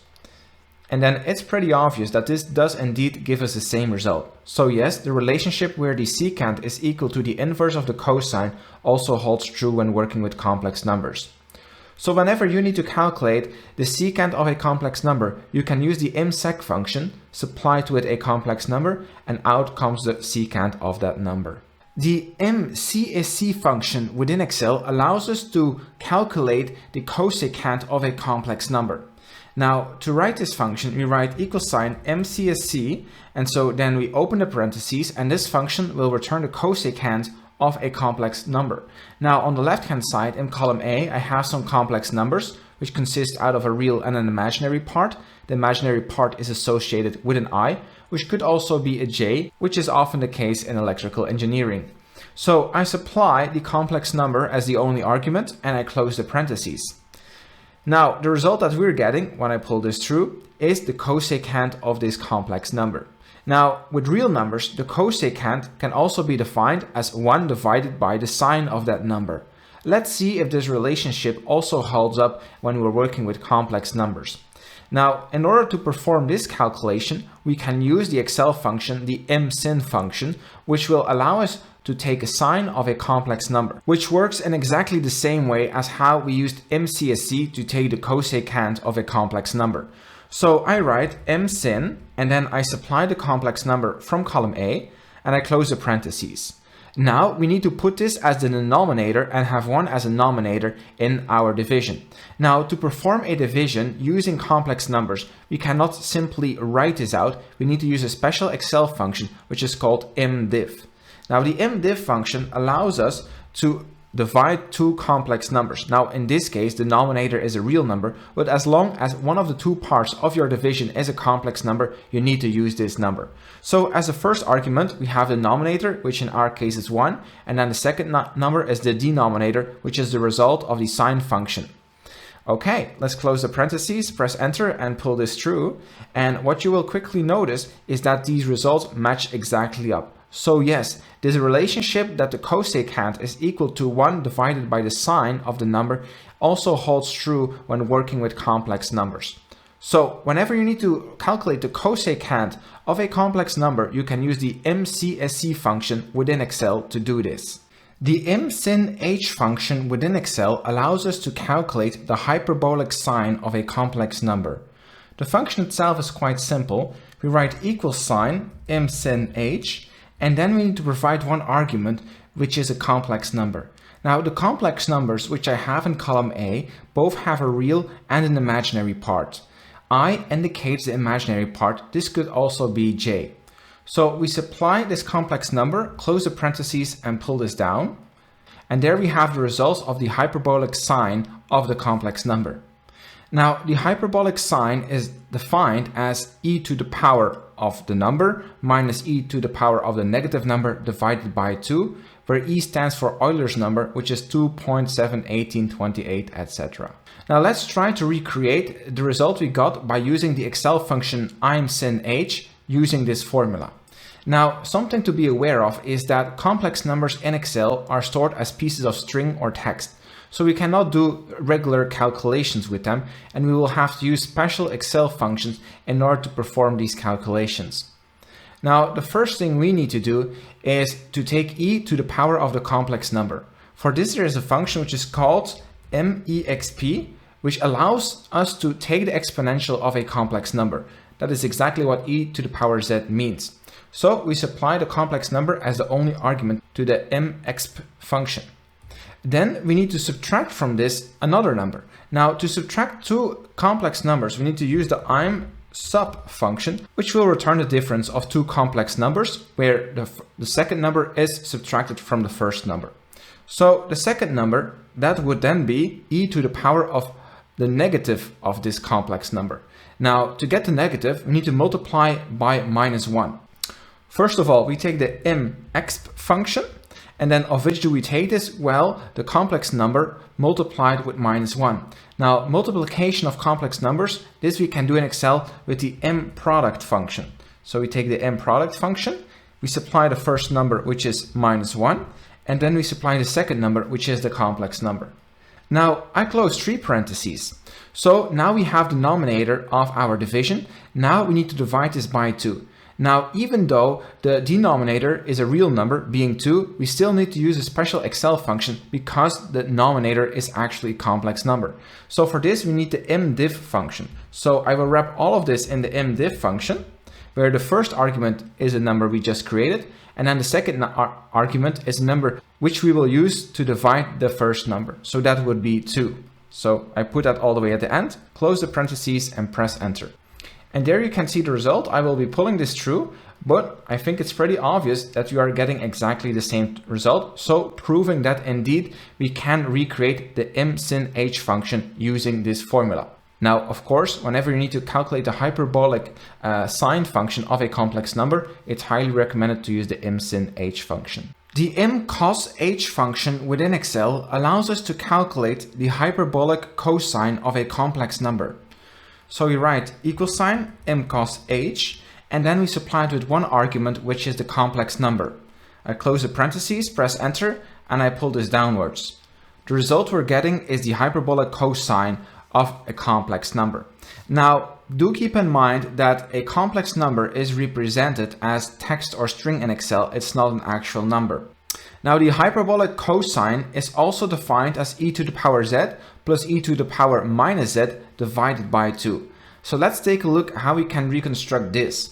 Now, e to the power z, that's basically taking the exponential of the complex number. And so for this, we have a special function, which is the mexp function, which will return the exponential of a complex function. So once again, we give it one argument, being the complex number, and close the parentheses. So this will give us e to the power z, where e stands for Euler's number, or 2.7, 18, 28, etc. Okay, now we need to add two complex numbers together. So I use an MSum function, which allows me to add multiple numbers together. We cannot simply use a plus sign because we cannot add text together. Remember, complex numbers are considered text in Excel. So that's why we need a special function. So the second argument to the MSum function will be an mexp function. But this time we're not looking to take e to the power of z, we want to take e to the power of minus z. So first we need to multiply our complex number with -1. And this we can do with the Mproduct function. So the first argument to the Mproduct function will be -1, and the second argument will be our complex number. Now I close all of these parentheses, and what's left to do is to divide this number by 2.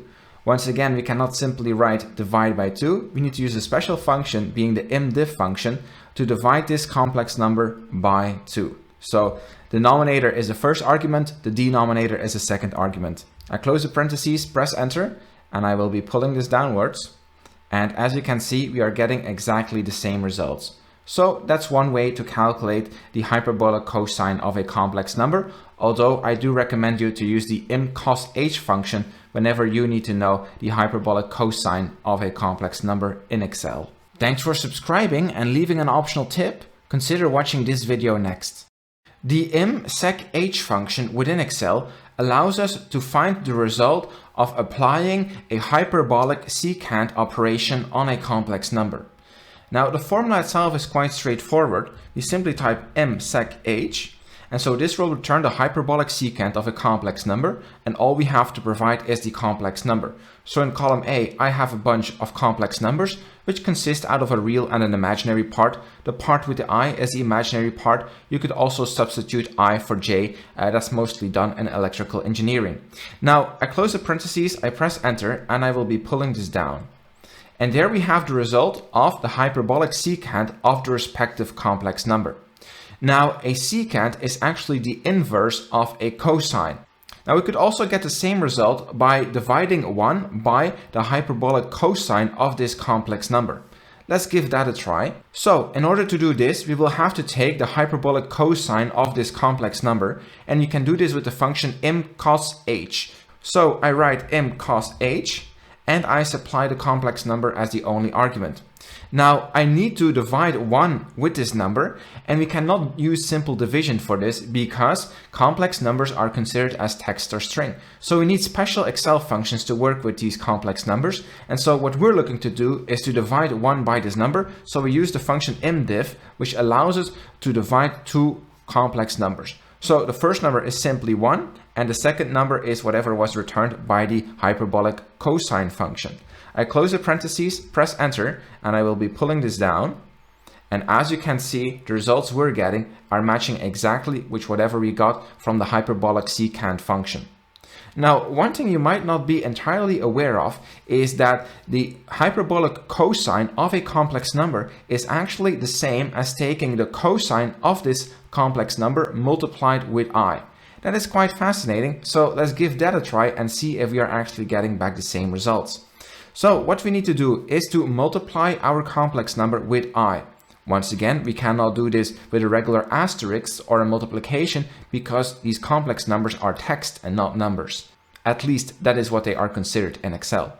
So for this, we need to use the Mproduct function, which allows us to multiply multiple complex numbers. So in this case, we want to multiply I, so I put it in between double quotation marks because it's considered as text.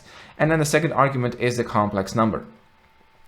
Now I close the parentheses, and of this number I will be taking the cosine. Now because we are working with a complex number, we need to use the special function mcos function, which will return the cosine of a complex number. So I close the parentheses again, and now we have to divide 1 by this number. So just like before, use the mdiff function, and then the first argument is 1, and the second argument is whatever was returned by the cosine of the complex number. I close the parentheses, press enter, and I will be pulling this down.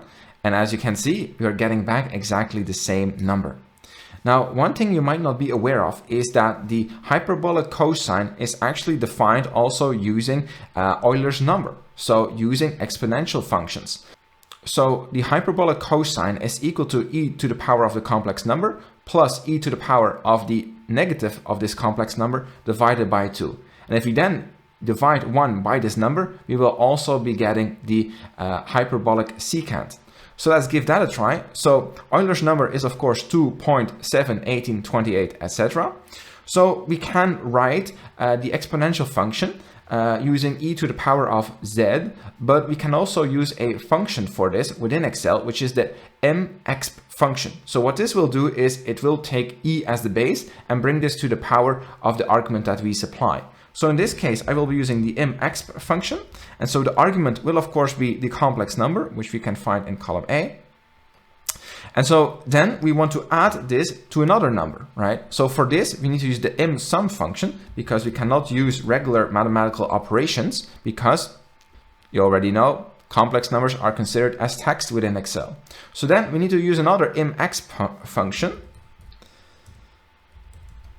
But this time we need to take negative of this complex number. So first we need to multiply this complex number with -1. So we use the Mproduct function for that. And so we multiply -1 times the complex number which we find in A2. Okay, so now I close these parentheses and I close them again and I close them again. So what we're now doing is taking the sum of e to the power of z and e to the power of -z. Okay, so now we have to divide this by 2. So I use an mdiff function, which will divide this by 2. And I will wrap this in another mdiff function, which will take 1 and divide it by this number. Just like that. I close the parentheses and press enter, and I will be pulling this down. And as you can see, we are getting back exactly the same results. Just some different possibilities on how we can calculate a hyperbolic secant. Hopefully they give some insight as to how the hyperbolic secant is actually being calculated. Of course, if you ever need to do this, the easiest way is using the ImSecH function within Excel. You simply supply a complex number and out comes a hyperbolic secant. The MSQRT function within Excel allows us to calculate the hyperbolic cosecant of a complex number. The function itself is quite straightforward. So we write MSQRT and then we supply as the only argument the complex number. In column A, I have some complex numbers. These consist out of a real and an imaginary part. Now do keep in mind that within Excel, complex numbers are considered as text and not as numbers. Now I close the parentheses and I pull this down. The result is the hyperbolic cosecant of that number. Now, how is that actually calculated? Well, one of the definitions of the hyperbolic cosecant is that it is the inverse of the hyperbolic sine. So if we use 1 divided by the hyperbolic sine of this complex number, we should get exactly the same. So let's give that a shot. So how do we calculate the hyperbolic sine function? Well, we use the MSinh function. We once again supply the complex number and close the parentheses. Now we need to pick 1 and divide this by this number. Now we cannot do regular division because complex numbers are not considered as numbers but as text. So we need a special function, and the function we're looking for is the MDiff function, which allows us to divide two complex numbers with each other. So the first number is 1, and then the second number is a complex number we get returned by using the hyperbolic sine function on a complex number. I close the parentheses, press enter, and I will be pulling this downwards. And as you can see, we are getting exactly the same results. So you can use either of these methods. Now, one thing you might not be aware of is that the hyperbolic sine function of a complex number is actually equal to -i times the sine of a complex number multiplied with I. That's quite an interesting property, so let's take a look at it. So what we are going to do first is take -i and then multiply this with a complex number. Now to do this, we will have to use the Mproduct function because complex numbers are considered as text within Excel and we cannot do regular multiplication. So the first number will be -i, and we wrap this in between double quotation marks because this is considered as text. Now the second number will be whatever is being returned from the sine of the complex number times I. So we will have to use the MSyn function, which allows us to take the sine of a complex number. Now the complex number we want to take the sine from is the complex number that was given times I. So we'll also have to wrap this in another Mproduct function. So Mproduct, and then we are multiplying I, which I once again put in between double quotation marks, and then I'm taking the complex number we started with, which in this case was 2 plus 2i. Now I close these parentheses. And so right now we are taking the product of -i times the sine of the complex number times I. Now all we have to do is to take 1 and divide it with this number. So I will use the MDiff function for this, MDiff, and we are dividing 1 by the number that was being returned by this sine function multiplied times -i. I press enter, there we get the result. Let's pull this down. And as you can see, once again, we are getting exactly the same result. So that's quite a unique property to see that the hyperbolic sine function is actually equal to -i times the sine of a complex number multiplied with I. Okay, now the hyperbolic function is actually defined as e to the power z minus e to the power -z divided by 2. Now we can also use that definition to calculate the hyperbolic cosecant of a complex function. Now, of course, the letter E here stands for Euler's number, which is 2.7, 18, 28, etc. And we are bringing this to the power z, meaning the power of the complex number. So we are taking the exponential function where the argument is the complex number. So when we're working with complex numbers, we also need to use a special Excel function for this, which is the mexp function, which will return the exponential of a complex number. So in this case, we supply as the only argument the complex number and close the parentheses. Now we need to subtract from this. So we are going to use a special function that allows us to subtract complex numbers, which is the Msub function. So this will return to us the difference between two numbers, where we subtract the second number from the first number. Now the second number will also be an MXP function result, as we will be taking the exponential of minus this complex number. So first we need to multiply this complex number with -1. This we can do with the Mproduct function. So the first argument is -1, which we multiply with the cell in A2, which contains our complex number. So I close 3 parentheses. So what we have right now is we have e to the power z minus e to the power minus z. Okay, so now we need to divide this by 2. So for this we use the mdiv function, which allows us to perform divisions with complex numbers. So we are taking this entire number and dividing it by 2. And then I wrap this in another mdiv function, where we are taking 1 and dividing it by this number. I close the parentheses, press enter, and there we have the result. When I pull this through, you can see we are once again getting exactly the same result, because, like I mentioned, e to the power z minus e to the power minus z divided by 2 is a definition of how we calculate the hyperbolic sine function. And so 1 divided by the hyperbolic sine function gives us the hyperbolic cosecant function. So that's our result. So whenever you are looking to calculate the hyperbolic cosecant of a complex number, use the MCSCH function within Excel. Thanks for subscribing, and leaving an optional tip, consider watching this video next.